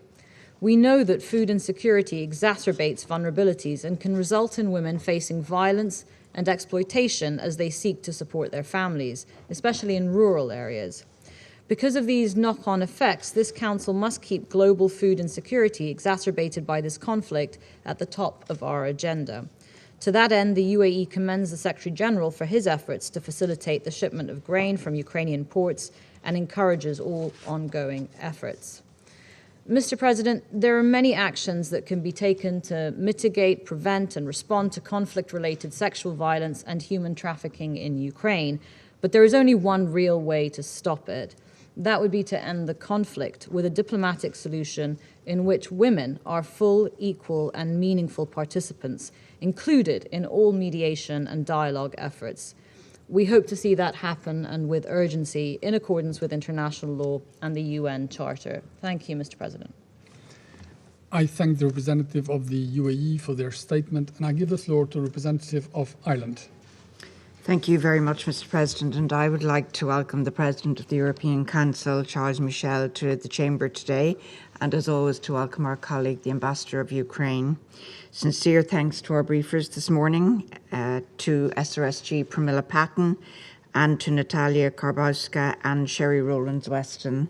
Thank you very much. We're grateful for your deeply sobering accounts of the suffering and destruction caused by Russia's senseless and illegal war in Ukraine, which we now all know has surpassed 100 days. Every day since then, we've been watching the fallout of this abhorrent war, civilians attacked and killed, schools and hospitals targeted, mass displacement and family separation. And the subject that brings us to this table today, conflict-related sexual violence and human trafficking. Let me be clear, this is no special military operation. This is an illegal war causing intentional damage and suffering. President, over 15 million people have now fled their homes. The vast majority, as we know, are women and children. This speed and scale of displacement is unheard of in modern times. When the Russian Federation further invaded Ukraine in late February, the alarm about human trafficking was raised immediately. We know that conflict and displacement exacerbates human trafficking. We know that it provides fertile ground for those who trade in human beings, organized criminal networks looking to take advantage of the most vulnerable in our societies, as was sadly and very graphically highlighted this morning by Pramila Patton, the Special Representative. Civil society, national authorities and UN agencies on the ground mobilized quickly to respond, to raise awareness and to provide information to refugees and training to service providers and border police. I want to express our sincere gratitude today for their work. It has without doubt prevented harm. But more needs to be done to ensure prevention efforts are robust. As the war rages on, the vulnerability of those fleeing has only increased. Members of marginalized groups, like unaccompanied children and those with disabilities, face particular risks. The groundswell of volunteers who have mobilized to support those fleeing represents humanity at its best. It speaks to the foundation upon which human rights, and indeed this UN, was built, that all people are born with inherent dignity. Yet, we must ensure rigorous vetting and registration procedures are in place to prevent exploitation and to protect against trafficking. As highlighted by UN Special Rapporteur Siobhan Mullally and others, expanded international protection measures and safe migration routes are also essential in reducing risks of trafficking. In welcoming more than 33,000 Ukrainians to Ireland, under the EU's Temporary Protection Directive, we have sought to mitigate such risks. President, we also know that conflict and displacement exacerbate sexual and gender-based violence. This Council has heard of the horrifying reports of sexual violence perpetrated by Russian soldiers against women and girls, against men and boys. Rape is not an inevitable byproduct of war. It is an act which may constitute a war crime and which leaves victims and their communities with lifelong effects and trauma. As SRSG Patton said earlier, even one case of such abuse is one case too many. This Council has already condemned conflict-related sexual violence and recognised that it can constitute a war crime. But now is the time for the international community to do more and to ensure that such crimes do not go unpunished. As Special Representative Pramila Patten stated while in Kiev, international law will not be an empty promise. It cannot be. The efforts underway to gather evidence and to investigate these crimes, including through the UN Framework for Cooperation, will help bring those responsible to account. We fully support SRSG Patten in her work in the context of the framework agreement with the government of Ukraine, and we echo the calls she made this morning for cooperation from the Russian Federation. There will be justice for victims and survivors. President, reports of an increase in domestic violence in Ukraine is also of deep concern. Survivors of gender-based violence now face a double crisis, as services are not fully available to provide protection and respond to their needs. In addition to justice, all survivors of sexual and gender-based violence and of trafficking deserve protection and assistance. Comprehensive survivor-centred services must be provided at every stage, within Ukraine, on the borders, in transit countries, and by host countries. This means taking into account the particular needs of groups and individuals in vulnerable situations. Sexual and reproductive health services and psychosocial supports must be prioritised. Let me conclude, President, by speaking directly to the Russian Federation. I have no doubt this war will end. They all do. Light always overcomes darkness. If you have any compassion for the millions of victims, respect for international law, and can still show humanity, please stop this war now. Stop the senseless suffering. It is never too late to do the right thing. Thank you, President. I thank the representative of Ireland for their statement, and I give the floor to the representative of the Russian Federation. Mr. President. Mr. President.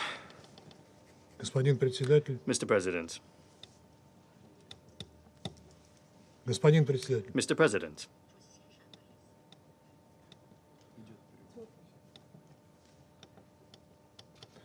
We thank the briefers for the information they provided. We thank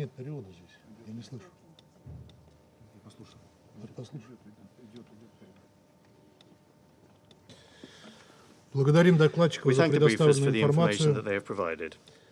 The ratcheting up of accusations of Russian service personnel committing crimes of a sexual nature since the very beginning of our special military operation in Ukraine has become a favorite tactic of the Kiev regime and our Western colleagues. We all recall how in the Ukrainian and Western media, and also in this room, our soldiers were repeatedly accused of sexual violence with reference to certain reports containing allegedly reliable data. However, no evidence was provided. Just like today, we've not heard a single example from the briefers and those who've taken the floor, the delegations. But similar allegations fit very well into the image that was meticulously created by Western political scientists of Russian soldiers as beasts and coarse barbarians, just like Goebbels' people did towards the end of the Second World War. You'll probably recall how the PR of Ukraine, using this same Nazi method, told us how Russia's soldiers, when they were leaving Bucha, looted household goods and toilets because in Russia a lot of people don't have toilets. That's a quote. The staging in Bucha, on the subject of which our British colleagues so much did not want to convene the Security Council upon our request, ended up being the apogee of this mendacious and unfounded PR campaign. Today we've had so many inconsistencies and refutations of the official version that our Western partners are now very cautious of mentioning it at all. Зато без доказательных обвинений в секс-насилии меньше не становится, в чем мы сегодня имели возможность убедиться. Хочу обратиться к коллегам, которые сегодня особенно усердствовали на этом поприще. Я бы вам советовал быть осторожными, ведь за подобными утверждениями Киева нет необходимых доказательных баз. Лучше других это на днях доказала в кавычках не кто-нибудь, а сама украинская уполномоченная по правам человека госпожа Денисова. Она, что называется, перегнула палку и была уволена киевским режимом с интересной формулировкой. Непонятная концентрация на многочисленных деталях сексуальных преступлений и изнасилования детей на оккупированных территориях, которые не могли быть подтверждены доказательствами. Иными словами, украинский омбудсмен бездоказательно врала всему миру все это время, что оказалось шокирующим даже для киевских властей. Тех, кто по инерции смаковал сегодня обвинения в адрес российских солдат, хочу призвать задуматься, можно ли доверять распространяемой Киевом информации, и дело не только в одной Денисовой. Многие случаи якобы секс-насилия, о которых с подачи пропагандистской машины киевского режима Kiev regime's propaganda machine have been repeated by many Western media outlets, have already been refuted by officials or by the alleged victims themselves. For example, the authorities of Kherson reported that there is no evidence that the Russian army had used sexual violence against 11 female residents of the city, as was reported by several dubious internet platforms. Настя Савчишина, a news hero known around the world under the headline "The woman who was raped and killed by Russians just because she's Ukrainian," herself admitted that she was absolutely fine and it was only something to do with a somewhat strange photography session. Another example, a girl who, according to the advisor of the Office of the President of Ukraine, Alexei Arestovich, was not only abused but also mocked by Russian soldiers in Gostomel, died. However, this did not take in Gostomel, but in Mariupol, and the criminals were not Russians, but neo-Nazis from the Azov battalion, and there is evidence of this crime. While our opponents are only making baseless accusations, I will provide you with concrete examples of the crimes of Ukrainian nationalists. According to information from the Investigative Committee of Russia, a criminal case has been launched in respect of the Deputy Commander of the Firing Brigade for Educational Work of the military unit A-2777 of the 36th Brigade of the Ukrainian Armed Forces Marines, Senior Lieutenant Sergei Batinsky, who committed an absolutely monstrous crime. At the beginning of April, in Mariupol, Ukrainian soldiers from this brigade detained on suspicion of separatism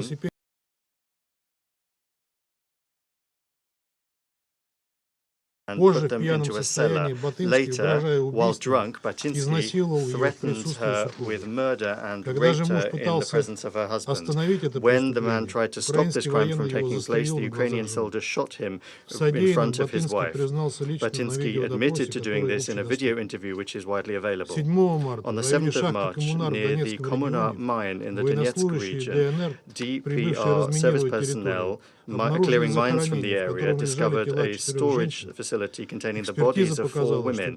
The forensic report indicated that before they were killed, they were tortured and raped. One of them was pregnant. In this area was where the Aidar Nationalist Battalion was based. On the 28th of March, Nazis from the Azov Battalion in the number 18 school building in Mariupol raped and tortured a woman to death. Her disfigured body with severed hands and a swastika burned on her belly shocked the world, and we mentioned this tragedy at the meeting on the 11th of April. Currently, on the liberated territories of Ukraine, the DPR and the LPR, work is being done to identify cases and evidence of Ukrainian army crimes. They are being documented by the investigative bodies of Russia and the Donbass republics. Mr. President, Ukrainian nationalists are infamous for their cruelty, but they also contain units whose barbarity, even in the eyes of the Kiev authorities, have exceeded all acceptable bounds. In the summer of 2015, in Ukraine, a scandal emerged around the Tornado Nationalist Battalion. The Ukrainian authorities accused its fighters of looting, torture, violence against men and women, pedophilia, murder, and the abduction destruction of Ukrainian civilians. Many of the guilty parties were prosecuted at the time, including the battalion commander Onishenko. However, in March of this year, all of these criminals were amnestied by President Zelensky. After nearly 2,500 fighters from the neo-Nazi nationalist Azov battalion and Ukrainian army service personnel surrendered in Mariupol, having ended their pointless resistance in the Azovstal plant, an investigation of the crimes they committed is being conducted. An active role is being played in this by the residents of liberated Mariupol. Soon, the international community will learn the full truth about these crimes, including crimes of a sexual nature committed by Ukrainian nationalist units and the Ukrainian armed forces that the Kiev authorities and their Western sponsors are trying to glorify. There is numerous evidence of how these lowlifes fired at civilians, doctors, volunteers who were trying to provide assistance to the wounded. Ukrainian tanks and artillery fired at point-blank range on residential buildings, and the orders from commanders to this effect were mentioned by the Azovstal prisoners, and they also hid in a residential building from the shelling of Russian armed forces. The Azov battalion members did not allow the wounded to leave hospitals, set fire to buildings, and intimidated and mocked civilians. In Mariupol, a burial of as many as 300 bodies was discovered, where, according to witnesses, the Azov fighters took the bodies of people that had died that they had killed in the period when they controlled the city. Mr. President, the conflict in Ukraine has intensified the industry of Ukrainian refugees being exploited on the territory of European countries, and Ms. Patton talked about that today. Judging by the available information, the relevant EU agencies assess the threat of trafficking of Ukrainian refugees as extremely high, given the fact that in recent years Ukraine has been among the top 5 countries in terms of the number of victims of human trafficking and sexual exploitation in the countries of Europe. It's important to not lose sight of this problem and to not allow violence and exploitation of refugees in European countries. And the way that the long-suffering refugee women from Ukraine are being greeted in the West is no secret to anyone. In Las Vegas, posters have emerged inviting people to casting sessions for Ukrainian strippers, and in Germany, the fast food chain KFC, in its advertising, had a sign over a bed saying, "We're happy to welcome all the chicks from Ukraine." It's hard to believe that this is just harmless advertising. Clearly, this is just the tip of the iceberg, demonstrating how great the threat of sexual exploitation of Ukrainian refugees in the West is. We have all seen the widely available horrible images on the internet of the sadistic treatment of Russian prisoners and prisoners of war by Ukrainian forces. This cruelty is something that Ukrainian nationalists are also showing towards the civilian population in Donbass and the southeast of Ukraine in general, who for them are merely separatists who in 2014 made their choice in favor of autonomy from the Maidan authorities. This same treatment is reserved for women that the Ukrainian cutthroats do not feel it necessary to spare. Mr. President, I would once again like to categorically refute any accusations against Russian service personnel of sexual violence. We roundly condemn this lie. With full responsibility, I would like to declare that the actions of Russian forces are subject to strict rules, and for torture and violence against civilians, the strictest treatment is reserved. Upholding the norms of international humanitarian law is an unquestioned priority for us. Unfortunately, the same cannot be said for the service personnel of the Ukrainian armed forces and the nationalist battalions. So, if you genuinely want to combat the practice of sexual crimes in Ukraine, do not allow the many facts of these crimes committed by Ukrainian forces to go unnoticed, even if for political considerations might encourage you to ignore such shameful practices. Mr. President, in conclusion, I would like to address subjects as well that are not directly linked to the subject of today's meeting. We have taken note of the intention of the USA and the United Kingdom to supply long-range artillery and multiple launch rocket systems to Ukraine. Leaving aside the entirely unconvincing explanations of such an irresponsible step, I would like to point out that the Kiev regime has already taken this as carte blanche to continue and intensify the shelling of civilian targets in Donbass, where, after a number of recent defeats, the Ukrainian artillery was no longer able to reach. The recent American munitions that were recently delivered to the Ukrainian armed forces are already being used to attack Donbass, including schools and other educational facilities. There are casualties, including among children, and we already spoke about this at the meeting on the 2nd of June. There is no military expediency for this sort of shelling, and Kiev knows this fully. Did you know that your countries are becoming directly complicit in the crimes of the Ukrainian armed forces in Donbass, with all the attendant consequences? The fact that there are no limits to the use of these long-range artillery and MLRSs in the eyes of the Kiev regime is demonstrated by the recent statements of their representatives, which deviate from the assertions that there are restrictions in place that have been made from Washington and London. Against this backdrop, these statements by a number of Western officials, in particular the U.S. Secretary of State Antony Blinken, to the effect that Kiev will not use American MLRSs against targets on the territory of Russia, do not sound convincing. Thus, the head of the U.S. Secretary of State is essentially trying to legalize Ukrainian armed forces strikes on the territory of the DPR and the LPR that are killing civilians, including children.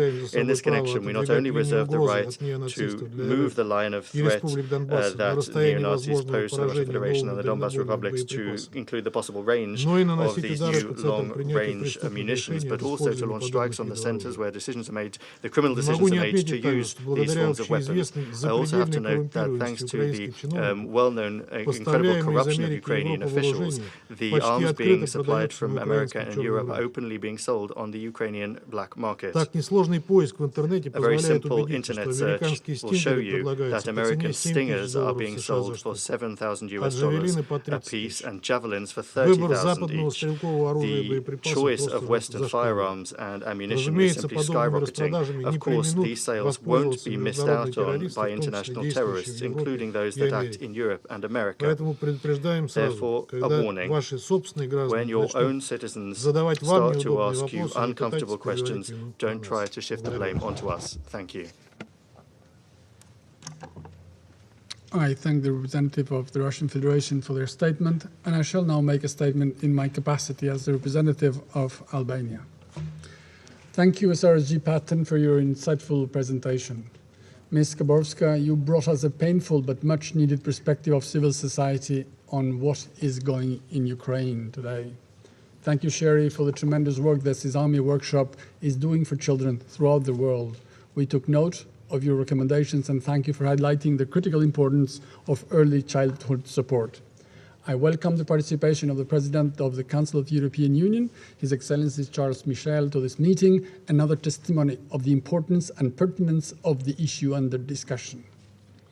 Dear colleagues, the so-called special operation of Russia in Ukraine, in reality an unprovoked and unjustified aggression which is turning into a war of attrition, has entered its fourth month. 103 days have passed since the unacceptable and the totally avoidable war of choice began. It continues to destroy the country with a devastating impact on the entire population. Every day that goes by with this war brings its lot of new victims, and every time we meet on this issue here, we hear about the civilians being caught in conflict, mounting significant human rights abuses and crimes committed, and the unprecedented number of displaced people. 9,000 victims have been documented by OHCHR so far, knowing that the real number is always much higher. 6.8 million people have crossed the border of Ukraine. They did not ask for it. They were forced to abandon their lives and their routines overnight. The quickest and the most massive displacement in Europe since World War II. And these are facts, not fiction. Such massive displacements have created an environment that exacerbates inequality and vulnerability, in particular for those first and most affected, as always in every conflict, women, girls, and children who face sexual and gender-based violence, human trafficking, and exploitation. As the devastating escalation continues in eastern Ukraine, conditions worsen for civilians who seek shelter without basics, including water and in many cases cannot be reached with aid and cannot be evacuated safely. We have witnessed the depth of inhumanity in Mariupol. We hope not to see it elsewhere. We would like to also express our deep worries with regard to thousands of children who, according to reports, have been deported to Russia and are being held in filtration camps. International humanitarian law is clear. It classifies the forced mass deportation of people during a conflict as a war crime. We call for full clarity and independent investigation on this issue. Colleagues, various assessments from actors on the ground reveal that the top concerns for women and girls include threats to physical safety from active conflict and continued bombardment, food insecurity, lack of access to health care, including the full range of reproductive health services, care for survivors of rape, and mental health. Growing evidence of sexual violence is emerging by day from the deoccupied areas. We know now from the findings in the liberated towns in the cities in Kiev Oblast that civilians have been targeted, tortured, killed on a large scale, and that women and girls have been subject of rape as a weapon of war. There have been multiple reports and accounts of Russian soldiers breaking down the doors of cellars and basements where people are sheltering, and they have raped women. Some of such despicable actions have taken place in front of their children. Also, Ukrainian authorities have repeatedly reported cases of rape and sexual violence in non-government controlled areas of Ukraine. Human Rights Watch has documented alleged war crimes, including rape. As other towns and villages remain occupied, and actually almost 20% of the Ukraine territory, only limited evidence reaches the outside world. What was discovered in Bucha and Irpin raises concerns for the safety of women and girls in other Russian-occupied towns which are cut off from the outside world. We reiterate our call for detailed investigation on what amounts to be a systematic element in attacks on civilians committed by soldiers. Colleagues, conflict-related sexual violence is a despicable act. It is a war crime. All documented cases of sexual violence must undergo rigorous investigation. Accountability cannot and should not be an option, but a must. We strongly support the work of ICC, which has deployed teams on the ground for evidence collection on serious crimes, war crimes, genocide, crimes against humanity, including sexual abuse of women and children. We look also forward to the visit of the Commission of Inquiry that will start tomorrow. The documentation of sexual violence should be a standardized process. All must be done to collect credible, relevant, and reliable information on sexual violence in a manner that empowers survivors and strengthens accountability mechanisms. It is vital that all efforts are made to ensure protection and the provision of life-saving and recovery services for survivors of sexual violence in Ukraine, including access to sexual and reproduction health and rights. We need to adopt a survivor-centered approach to empower the survivors and address problems related to their stigmatization. Dear colleagues, increased risk of vulnerability goes hand in hand with human trafficking. Reports are showing that there is a high risk of trafficking for sexual exploitation at borders, especially for children and young women, often not accompanied by their family members. Taking advantage of the human drama as a result of aggression, as we heard from SRSG Patton, traffickers proliferate with false promises of all kinds in efforts to lure victims into a situation of exploitation. Therefore, greater collaboration is needed with border agencies and government partners to strengthen prevention mechanisms. Dear colleagues, Ukrainian people want the war to stop. They want to return to their homes, reunite with their loved ones, rebuild their lives safely and securely in peace. We wish for the same. Let's help Ukrainians, particularly women and girls, go from nightmares to normal life, and why not, to dreams.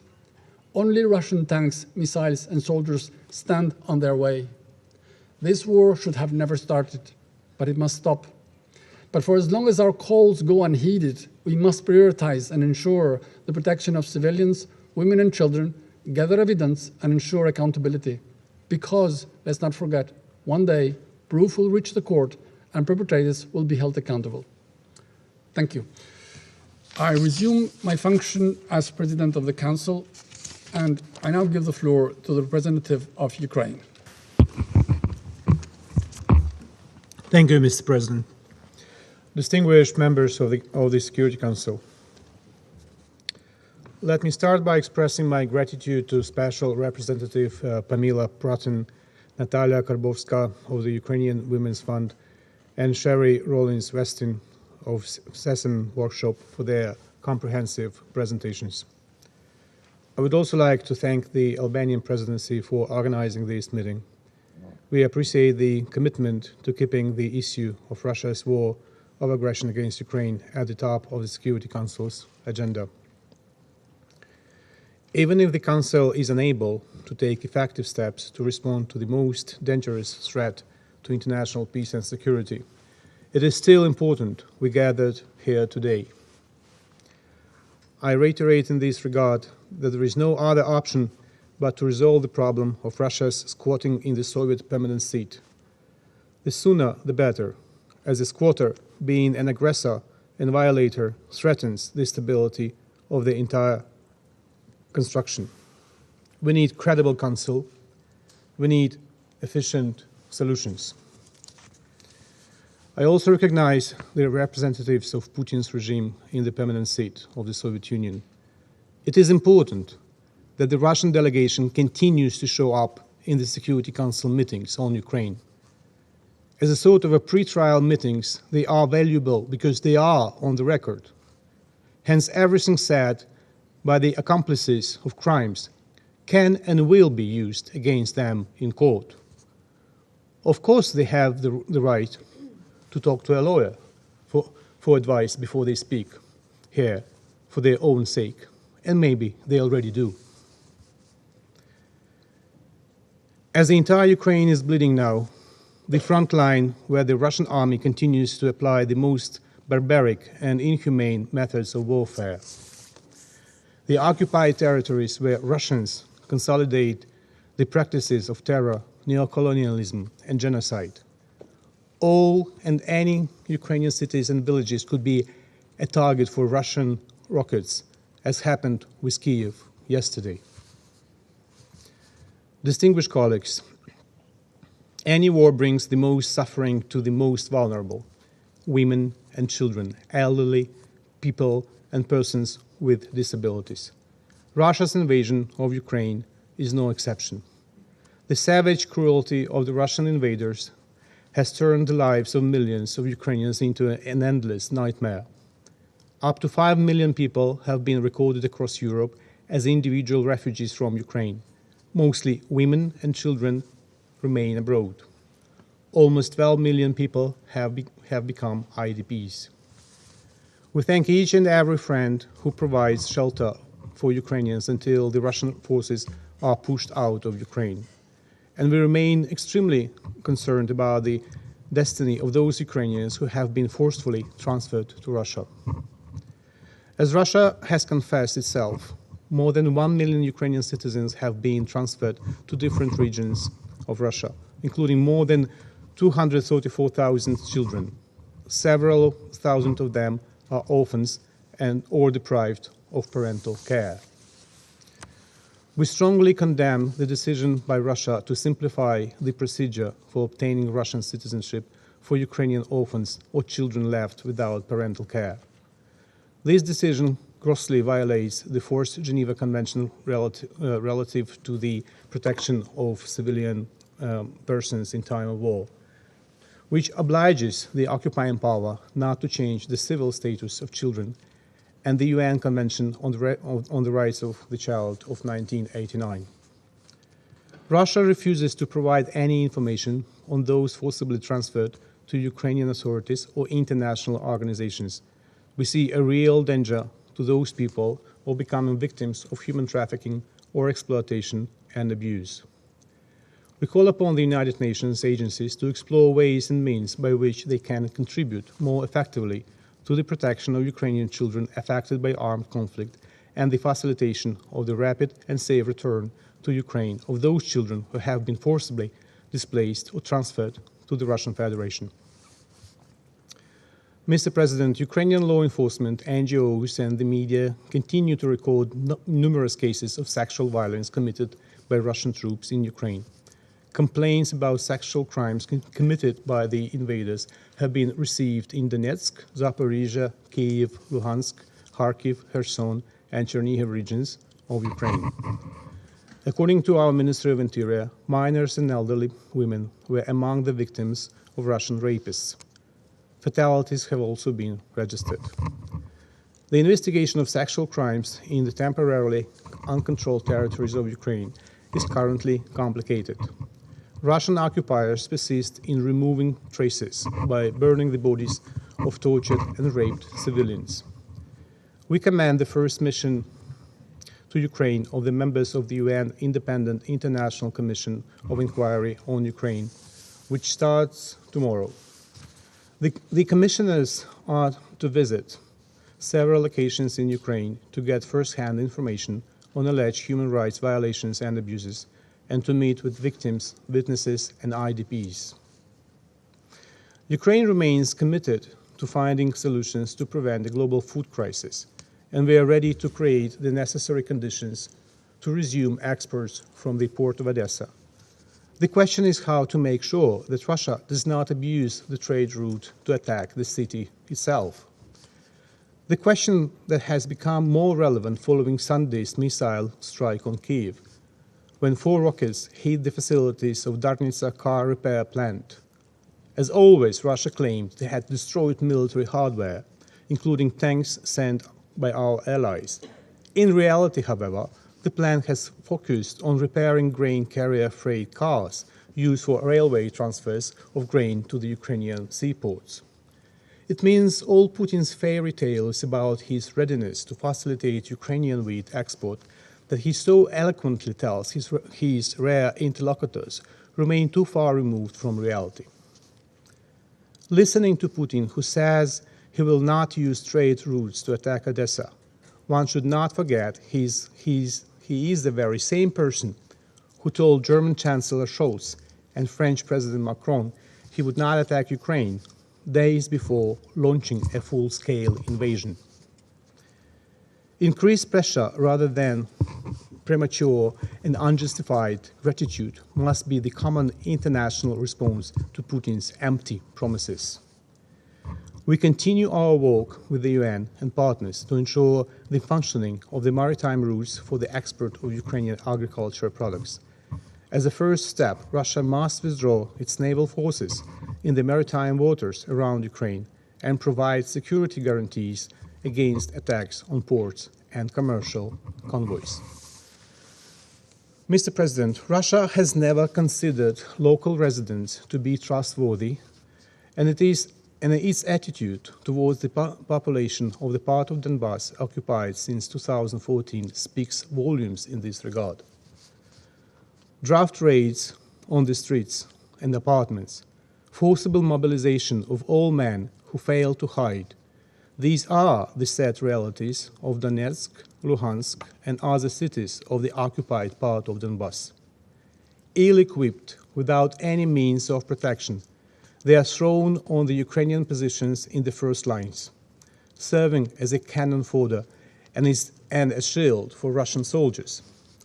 There is no doubt that the same practices will be applied towards the population of the territories occupied since February.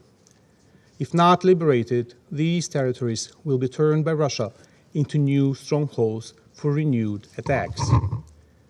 We reiterate, therefore, that any concession that some well-wishers advise now will be only the way to a new war, with the same scope for violence and closer to our western borders.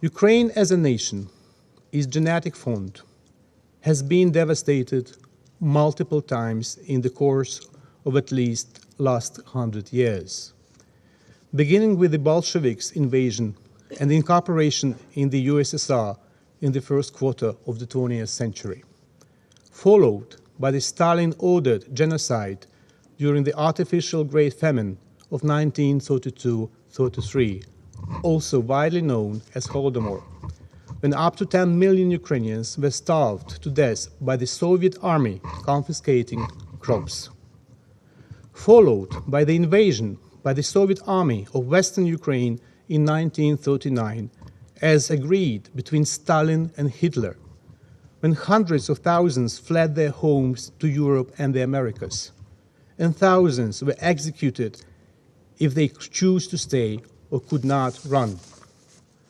Continued by the annihilation when the Second World War started and the Soviets were withdrawing, setting everything on fire, everything not to let the advancing Nazi troops take advantage of it. Then by withdrawing Nazis, putting on fire and destroying everything before the Soviets regained control. Millions killed in the Second World War, both in Nazi and Soviet camps. Russification of Ukraine thereafter and until renewal of independence. The invasion of 2014, followed by the 8 long years of war and eventual full-scale invasion of 2022, when millions fled abroad and a couple of million deported or moved to Russia, where children are fostered and adopted in violation of international humanitarian rights en masse. There is hardly any other European nation that has experienced such deep devastation by Bolsheviks, Stalin, Hitler, and eventually Putler, within such a short period of history. Most, if not all of it, has been man-made and executed on purpose.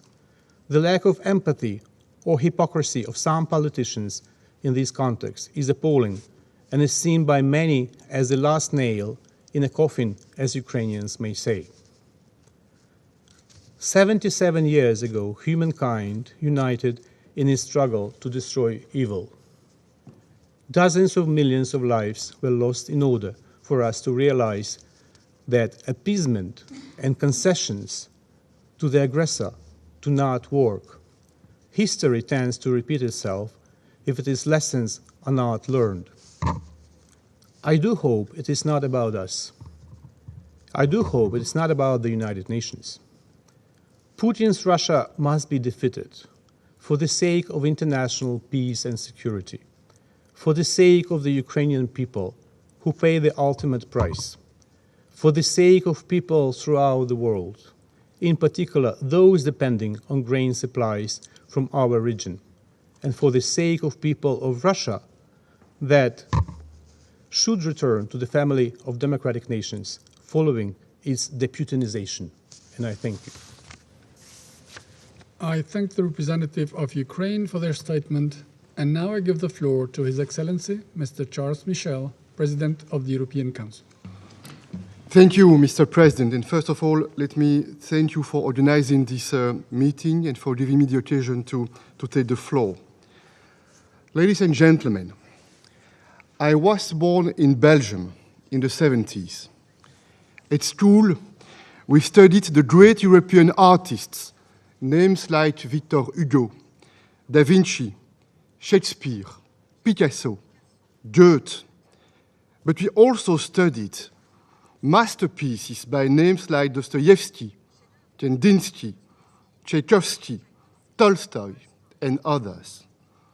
Great Russian artists from Russia's great culture, they have influenced and inspired my own education. But today, Russia's savagery stands in stark contrast to the heritage of these brilliant artists. A few months ago, I was in Borodyanka, where atrocities were committed by Russian soldiers. War crimes, crimes against humanity. These crimes must be and will be punished. To hold accountable those responsible, we need evidence, and that's why we are now helping to collect the evidence of these crimes. Impunity is not an option, and we welcome the International Court of Justice provisional measures ordering Russia to suspend military operations immediately. We fully support the investigation of the prosecutor of the International Criminal Court and the work of the Independent Commission of Inquiry. And the European Union is assisting the Ukrainian Prosecutor General and civil society to collect the evidence of war crimes. Ladies and gentlemen, women, peace, security, This is a critical and timely subject.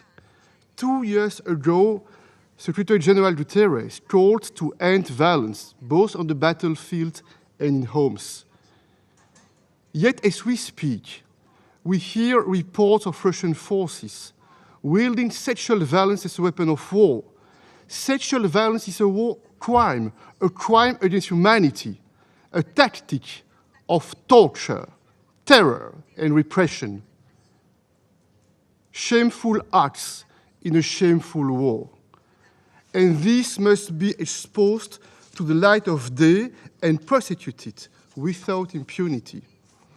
This war has also caused millions to flee their homes and seek refuge outside Ukraine, mostly women and children. I met many of them when I went in Ukraine, when I went in Poland, when I went in Moldova. And they are particularly vulnerable to human traffickers. We, the EU, are committed to protecting them, to keeping them safe, without any discrimination. I listened carefully to what has been said by some of you around that table. We intend to provide education, health, and access to the labor market. And we are also working to eradicate trafficking, to protect people fleeing the war. Sadly, sexual and gender-based violence is a global threat, used as a weapon of war and faced by women and girls across the world. Afghanistan, Ethiopia, Democratic Republic of Congo, Central African Republic, Myanmar, South Sudan, Yemen, and other countries. And that's why we will host, together with UN Women, Dr. Mukwege Foundation and Nadia's initiative, a Southern Conference on Women in Conflict in just a few days in Brussels. I sincerely hope we can build momentum and step up our collective efforts to seriously address this critical issue. Mr. Ambassador of the Russian Federation, let's be honest. The Kremlin is using food supplies as a stealth missile against developing countries. The dramatic consequences of Russia's war are spilling over across the globe, and this is driving up food prices, pushing people into poverty, and destabilizing entire regions. And Russia is solely responsible for this food crisis, Russia alone, despite the Kremlin's campaign of lies and disinformation. I've seen it with my own eyes a few weeks ago in Odessa. Millions of tons of grain and wheat stuck in containers and ships because of Russian warships in the Black Sea and because of Russia's attack on transport infrastructure. And it is Russian tanks, Russian bombs and mines that are preventing Ukraine from planting and harvesting. The Kremlin is also targeting grain storages and stealing grain in Ukraine while shifting the blame on others. This is cowardly, this is propaganda, pure and simple propaganda. Let's get to the facts. The EU has no sanctions on the agricultural sector in Russia, zero. And even our sanctions on the Russian transport sector do not go beyond our EU borders. You may leave the room. Maybe it's easier not to listen to the truth, the ambassador. They do not prevent Russian flagged vessels, our sanctions, from carrying grain, food, or fertilizers to developing countries. The EU, on the contrary, is doing all we can to help Ukraine's agricultural exports and to support Ukraine's agricultural sector for the coming season. Ladies and gentlemen, global food security is a top priority for the EU, and we will do everything we can to help solve this challenge and to help the developing countries. And to do this, we need to unlock the Black Sea, and we fully support Secretary General Guterres' efforts to find solutions to reopen maritime routes for Ukraine's exports. We'll actively contribute to the work of the Global Crisis Response Group and will cooperate with the G7 and with the African Union.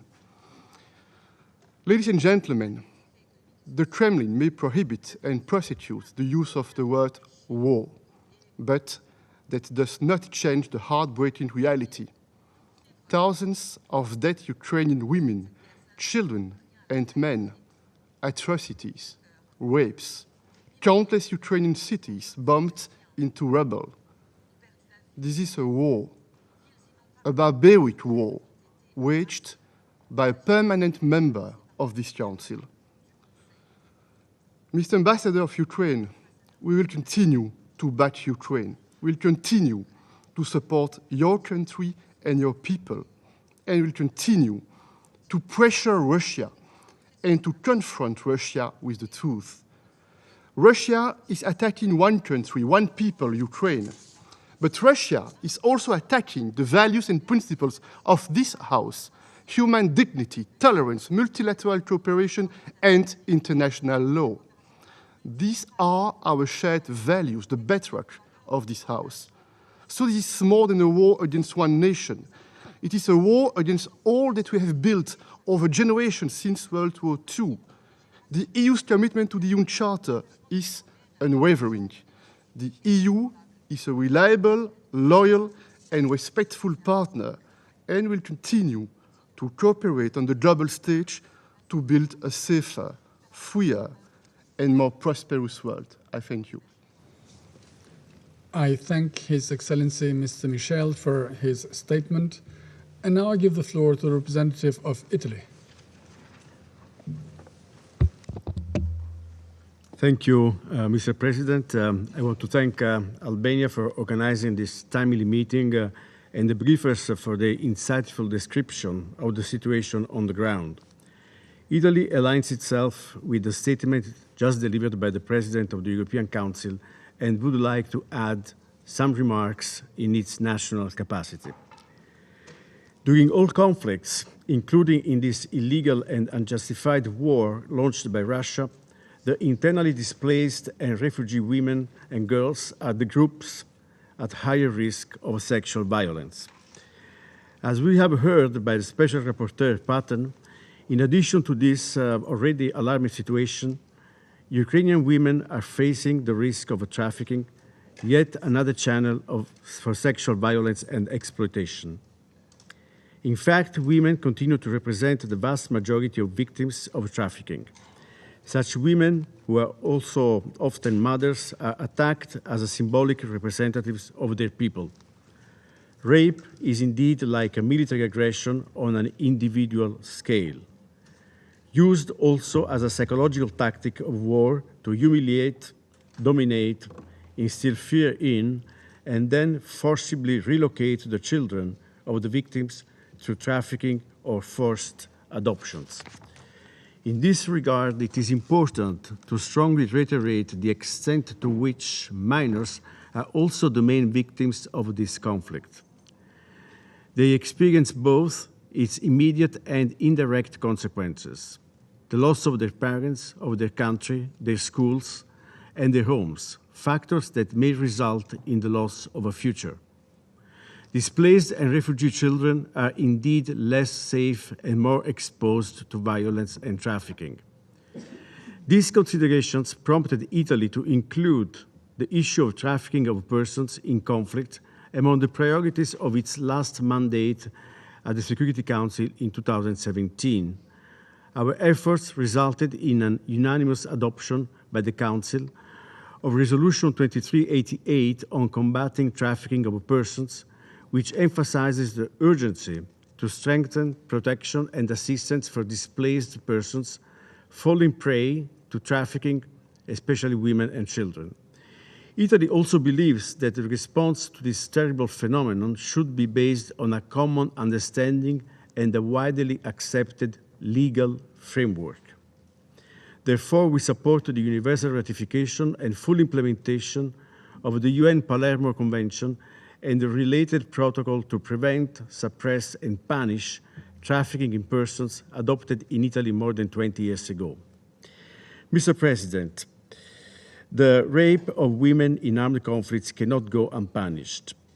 To avoid the risk of impunity, we must also increase the risk of legal consequences for all those who commit this barbaric war crime. The blatant non-compliance with the UN Security Council resolutions and international humanitarian and human rights law in this conflict shows us that much remains to be done.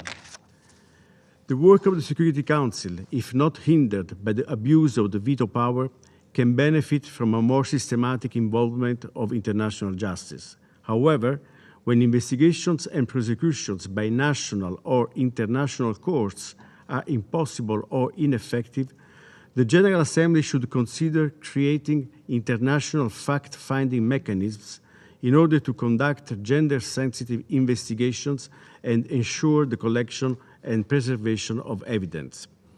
At the same time, it is crucial to assist countries in situations of conflict in strengthening the rule of law and accountability mechanisms.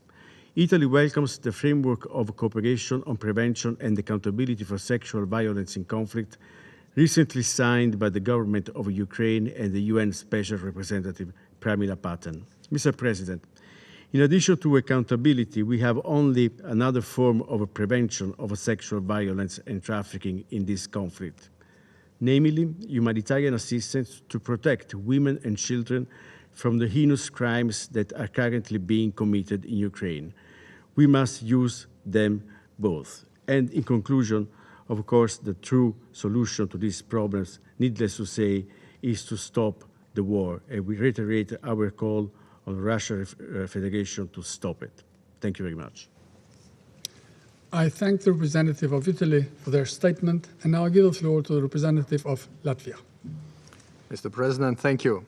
I have the honor to speak on behalf of the Baltic states, Estonia, Lithuania, and my own country, Latvia.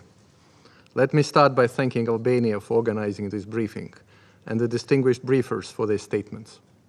We particularly welcome the voice of the Ukrainian civil society at the Council, and it is of utmost importance to keep our focus on the ongoing Russia's aggression in Ukraine. Mr. President, we are deeply alarmed by the shocking reports on brutal and systemic sexual violence perpetrated by Russian armed forces in Ukraine, and concerned about the increasing risk for trafficking in human beings in the region. We recall that the Council, in its Resolution 1820, demanded the immediate and complete cessation by the parties to an armed conflict of all acts of sexual violence against civilians, with immediate effect. We reiterate this demand to Russian Federation. Stop immediately the sexual violence perpetrated by your armed forces in Ukraine. To ensure this, clear orders must be issued through chain of command, prohibiting sexual violence, and perpetrators must be brought to justice. Ultimately, Russia must immediately stop its military aggression, enabled by its accomplice, Belarus. Immediately and unconditionally withdraw all forces from the entire territory of Ukraine and fully respect Ukraine's territorial integrity, sovereignty, and independence within its internationally recognized borders, as demanded by the UNGA resolution on March 2nd. Mr. President, we welcome the recent visits by the Special Representative to the Secretary General on Sexual Violence in Conflict, Ms. Pramila Patten, to Ukraine, and the framework of cooperation signed with the government of Ukraine. We look forward and encourage support to its implementation. After her visit, SRSG assessed that sexual violence committed by the Russian armed forces is raising all the red flags. We call on the relevant UN entities to continue to closely monitor the situation in Ukraine and in its borders, including regarding conflict-related sexual violence through the mechanisms created by the UN Security Council. Recording and verification of violence by the UN as well as other international actors is crucial. Current situation provides a fertile ground for human traffickers. We commend the creation of the Europol task force to protect vulnerable Ukrainian refugees from human trafficking networks. We have to carefully approach the situation to avoid instances where predators can exploit the chaos. Here, UN entities play a significant role, but so do actors from the civil society. We condemn in the strongest possible terms unlawful deportation of Ukrainian residents, in particular forced deportation of unaccompanied children to the Russian Federation by the Russian authorities and their local collaborators, as well as the illegal adoption of Ukrainian children. These actions grossly violate the international law and the UN Charter and undermine international security and stability. Mr. President, we commend Ukrainian women for their bravery and resilience in light of Russia's aggression and their role with humanitarian, political, and military response. We need decisive and vigorous action to ensure meaningful participation of women and girls, including from the most vulnerable groups, in all decision-making processes related to the crisis response and peace. Women must not be seen as victims, but as the force of change. In Resolution 2467, the Council recognized the need for a survivor-centered approach in responding to sexual violence in conflict, including access to medical and psychosocial care. It is of utmost importance that the survivors of the conflict-related sexual violence in Ukraine have the opportunity to report cases as soon as possible and to receive proper assistance, including access to comprehensive services, including sexual and reproductive health services. However, at the moment, reporting is possible only after survivors move to a safe area outside of territories occupied by Russian forces or where active hostilities are taking place. The Baltic states have welcomed tens of thousands of Ukrainian refugees. We make sure that the human rights of the survivors of sexual violence are at the heart of our response. We follow standards for the safe and effective documentation and recording of survivors' experiences, respecting their right regarding dignity, privacy, and health. Mr. President, we recall that the Council has clearly reaffirmed its intention to continue forcefully to fight impunity and uphold accountability for sexual violence. The Baltic states have taken several practical steps to call the aggressor to account for atrocities in Ukraine. We have joined the referral to the International Criminal Court of the situation in Ukraine to enable the prosecutor open investigations into allegations of war crimes, crimes against humanity, and genocide perpetrated in Ukraine. In order to facilitate investigations and prosecutions before the International Criminal Court, the Baltic states have nominated national experts and provided voluntary contributions. Our prosecutors, alongside those of Slovakia, Poland, Ukraine, and the International Criminal Court, have formed the Joint Investigation Team.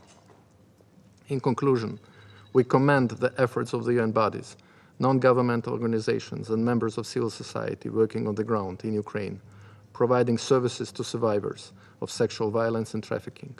Security and access of those workers is crucial to alleviate the immeasurable human suffering that Russia's unprovoked war is causing. I thank you. I thank the representative of Latvia for their statement, and I give the floor to the representative of Germany. Thank you, Mr. President, and I thank Albania for organizing this important Security Council meeting. I also thank the briefers for their very important contributions, and Germany aligns itself with the statement made by the President of the European Council. Mr. President, we have learned from the history of war and conflicts around the world that conflict-related sexual violence has been used as a tactical or strategic means of weakening, if not destroying, the adversary by targeting the civilian population. A multitude of reports indicate that the ongoing, unjustified, unprovoked war of aggression of the Russian Federation against its neighboring state, Ukraine, is unfortunately no exception. And Germany calls on the Russian Federation to stop this illegal war, withdraw their troops from their sovereign neighboring states, Ukraine, and stop also these aggressions that we are hearing of.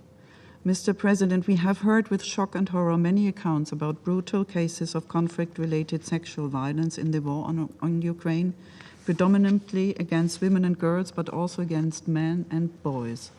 And we know that amidst the chaos of war, declenched by the Russian Federation, with limited support on the ground and almost no access to services, and while millions are fleeing, as the SRSG reported it today, the risks of sexual and gender-based violence being largely unaccounted for are high. In this context, I would like to address 5 points, and the first one is reporting and monitoring are key to hold the perpetrators accountable. We therefore support SRSG's patent demands to reinforce the staff of the UN Human Rights Monitoring Mission and the Prosecutor General in Ukraine with CRSV specialized personnel. With the escalation of Russia's aggression in eastern Ukraine, the UN Human Rights Monitoring Mission in Ukraine is already reaching its limits. Second, we also commend the framework of cooperation that SRSG Patton and the Ukrainian government signed on her recent visit to Ukraine. It is a vital condition for the SRSG's office and her team of experts to commence their work on site. We see this as a matter of urgency since the situation in Ukraine is deteriorating in the course of Russia's ongoing war. Healthcare, especially sexual and reproductive health, mental health services and psychological counseling are insufficient considering the scale of the crisis with numerous internally displaced people. Rapid and effective action is necessary. This is why we will continue our funding for the Office of the SRSG in 2022. My third point, a survivor-centered approach is essential to prevent and respond to conflict-related sexual violence. 3 years after the adoption of Security Council Resolution 2467 put forward by Germany, we are concerned about its slow implementation. The international community must strengthen the survivors' rights and improve their access to justice, sexual and reproductive health and rights, rehabilitation, reparations, and reintegration. Fourth, women often suffer most from the consequences of war. Mostly women are the ones fleeing the country with children and elderly. They are the ones who are the main targets of conflict-related sexual violence, but also of trafficking in persons when trying to escape from the violence. Germany will continue its engagement to fight trafficking in persons, including by promoting the resolution on this topic in the Human Rights Council. And to protect the Ukrainian women coming to Germany, we have installed several protection mechanisms like websites that inform in Ukrainian, active information in the trains that the refugees use, and police presence at the train stations. And fifth, Germany reiterates its pledge to fight conflict-related sexual violence in all contexts. In the case of Ukraine, that means that while we continue our efforts to stop this illegal and unjustified war, we will work equally hard to mitigate the immediate effects of the war on the Ukrainian people. Human security, responding to the humanitarian crisis, addressing the profoundly gendered implications of wars and conflict, they are not secondary considerations. They are central to our foreign policy decisions. Our feminist foreign policy implies, inter alia, to take into account the repercussions of war and conflict on all segments of the population, especially on those individuals who are particularly vulnerable or marginalized. Finally, let me stress that our concerns are not limited to the tragic situation in Ukraine.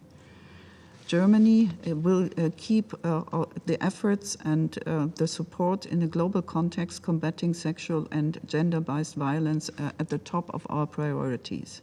In 2021 alone, German humanitarian assistance funded projects with vital components addressing sexual and gender-based violence, totaling to an amount of more than $80 million.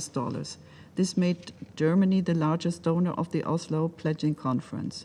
Germany also continues to be the largest donor for ICRC's special appeal on sexual violence. And earlier this year, German humanitarian assistance launched a new and innovative project with UN Women to strengthen measures against sexual and gender-based violence in humanitarian response plans. We will continue to remain focused to this highly important issue. Thank you. I thank the representative of Germany for their statement, and I give the floor to the representative of Poland. Mr. Chair, I wish to thank you for this briefing, allowing us to discuss yet another troubling aspect of the war in Ukraine, which needs to be brought to the attention of the international community. And I thank briefers for their valuable words, but even more for their very valuable deeds on the ground. Every conflict brings a terrible suffering to the civilians. The Russian aggression against Ukraine is no exception. Civilians, in particular women and children, became targets of not only the Russian rockets and bombs, but also cruel, cynical, and merciless perpetrators of trafficking in human beings and gender-based violence. Poland, as a neighbor country and primary destination of the refugees coming from Ukraine, is especially aware of those harsh realities. And along humanitarian aid related to the hosting on the Polish soil the largest number of refugees in history, We are also undertaking considerable efforts to address the effects of the conflict-related human trafficking and sexual abuse. All our efforts are conducted according to the Polish, EU, and international regulations in non-discriminatory manner. Mr. Chair, Polish Border Guard and police have implemented numerous measures aimed at preventing and mitigating these effects, including specialized and awareness-raising training for the officers, as well as information campaigns for existing and potential victims. 24/7, any accident of possible human trafficking and sexual crimes can be reported to police officers speaking Ukrainian and Russian. All reported incidents are subject to the prompt verification. Relevant information leaflets in Polish, English, and Ukrainian are widely distributed among the refugees, local governments, NGOs, media, and through the internet. In addition to prevent human trafficking, police is deploying officers and anti-crime section to the border regions, border crossings, train and bus stations, as well as reception centers in order to help potential victims and identify individuals or groups trying to exploit them. In the case an alleged crime is reported, police is assisting the potential victim that does not speak Polish with an interpreter and other specialized assistance that may be needed. State structures are joined in these efforts by numerous NGOs active on the ground from day one.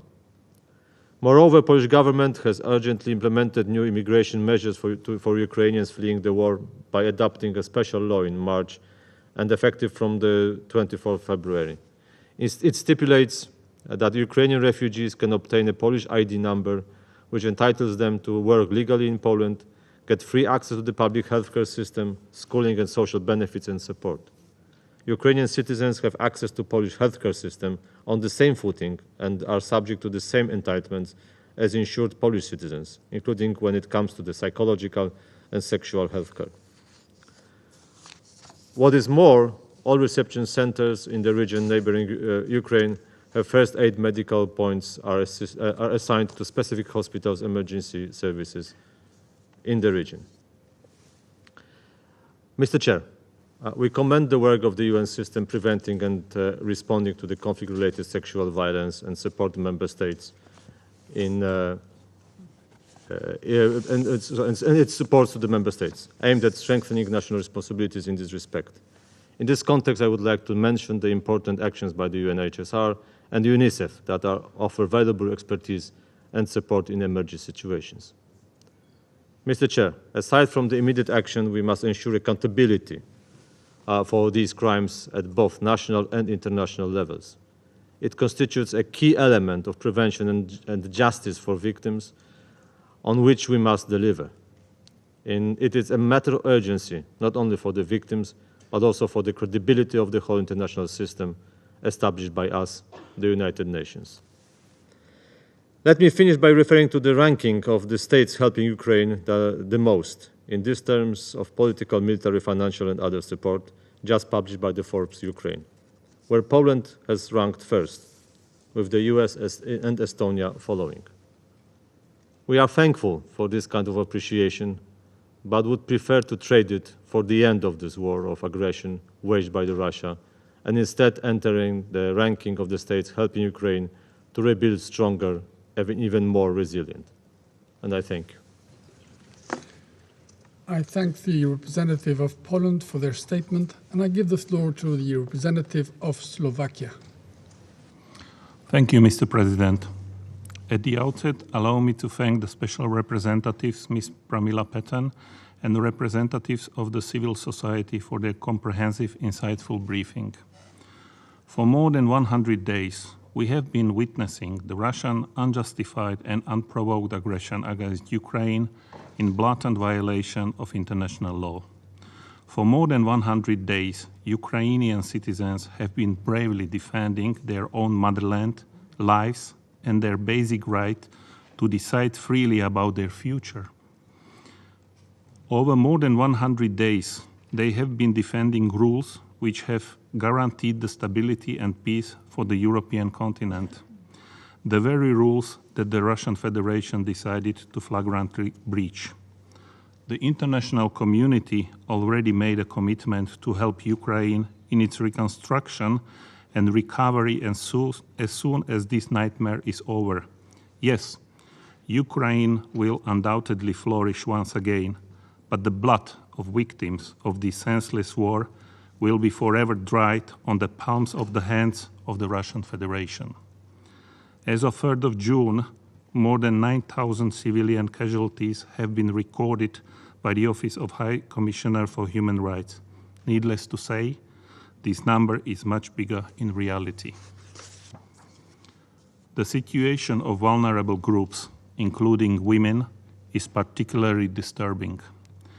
While fully recognizing the impact this shameless war has on them, we must unfortunately expect worse until the President Putin decided to stop this heinous war.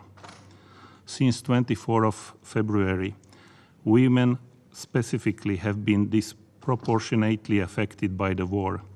The Office of High Commissioner for Human Rights, other agencies and world media have recorded the rise of conflict-related sexual violence, including rape, sexual abuse and human trafficking. We seize this opportunity to condemn once again acts of sexual violence perpetrated by the Russian forces, which belong to the most hideous violations of the laws of armed conflict. Slovakia does and will continue to work with our partners to ensure that those perpetrators will be held accountable for crimes committed in Ukraine. Another deplorable issue is the detrimental effect that rape, human trafficking, and other forms of sexual abuse and exploitation have on the physical and mental health of victims. For traffickers, the crisis is not a tragedy, but an opportunity to exploit people in need. In this regard, women and other vulnerable groups who experienced trauma and sexual violence must have access to adequate medical care, including to the access to psychological support and elementary sexual and reproductive health services and rights. Since the beginning of the aggression of the Russian Federation, about 490,000 refugees have entered Slovakia so far, mostly women and children. Slovakia adopted numerous legislative and administrative measures to help women in need, and we will continue to do so. In this vein, I would also like to praise civil society and people of Slovakia who have expressed a big solidarity and provided those fleeing Ukraine with necessary assistance. Mr. President, last but not least, allow me to reiterate that the aggressor accountable for this situation is evident. Slovakia calls for an immediate cessation of Russian military activities in Ukraine and unconditional withdrawal of all Russian troops from the whole territory of Ukraine. I thank you. I thank the representative of Slovakia for their statement. There are no more names inscribed on the list of speakers. This meeting is adjourned.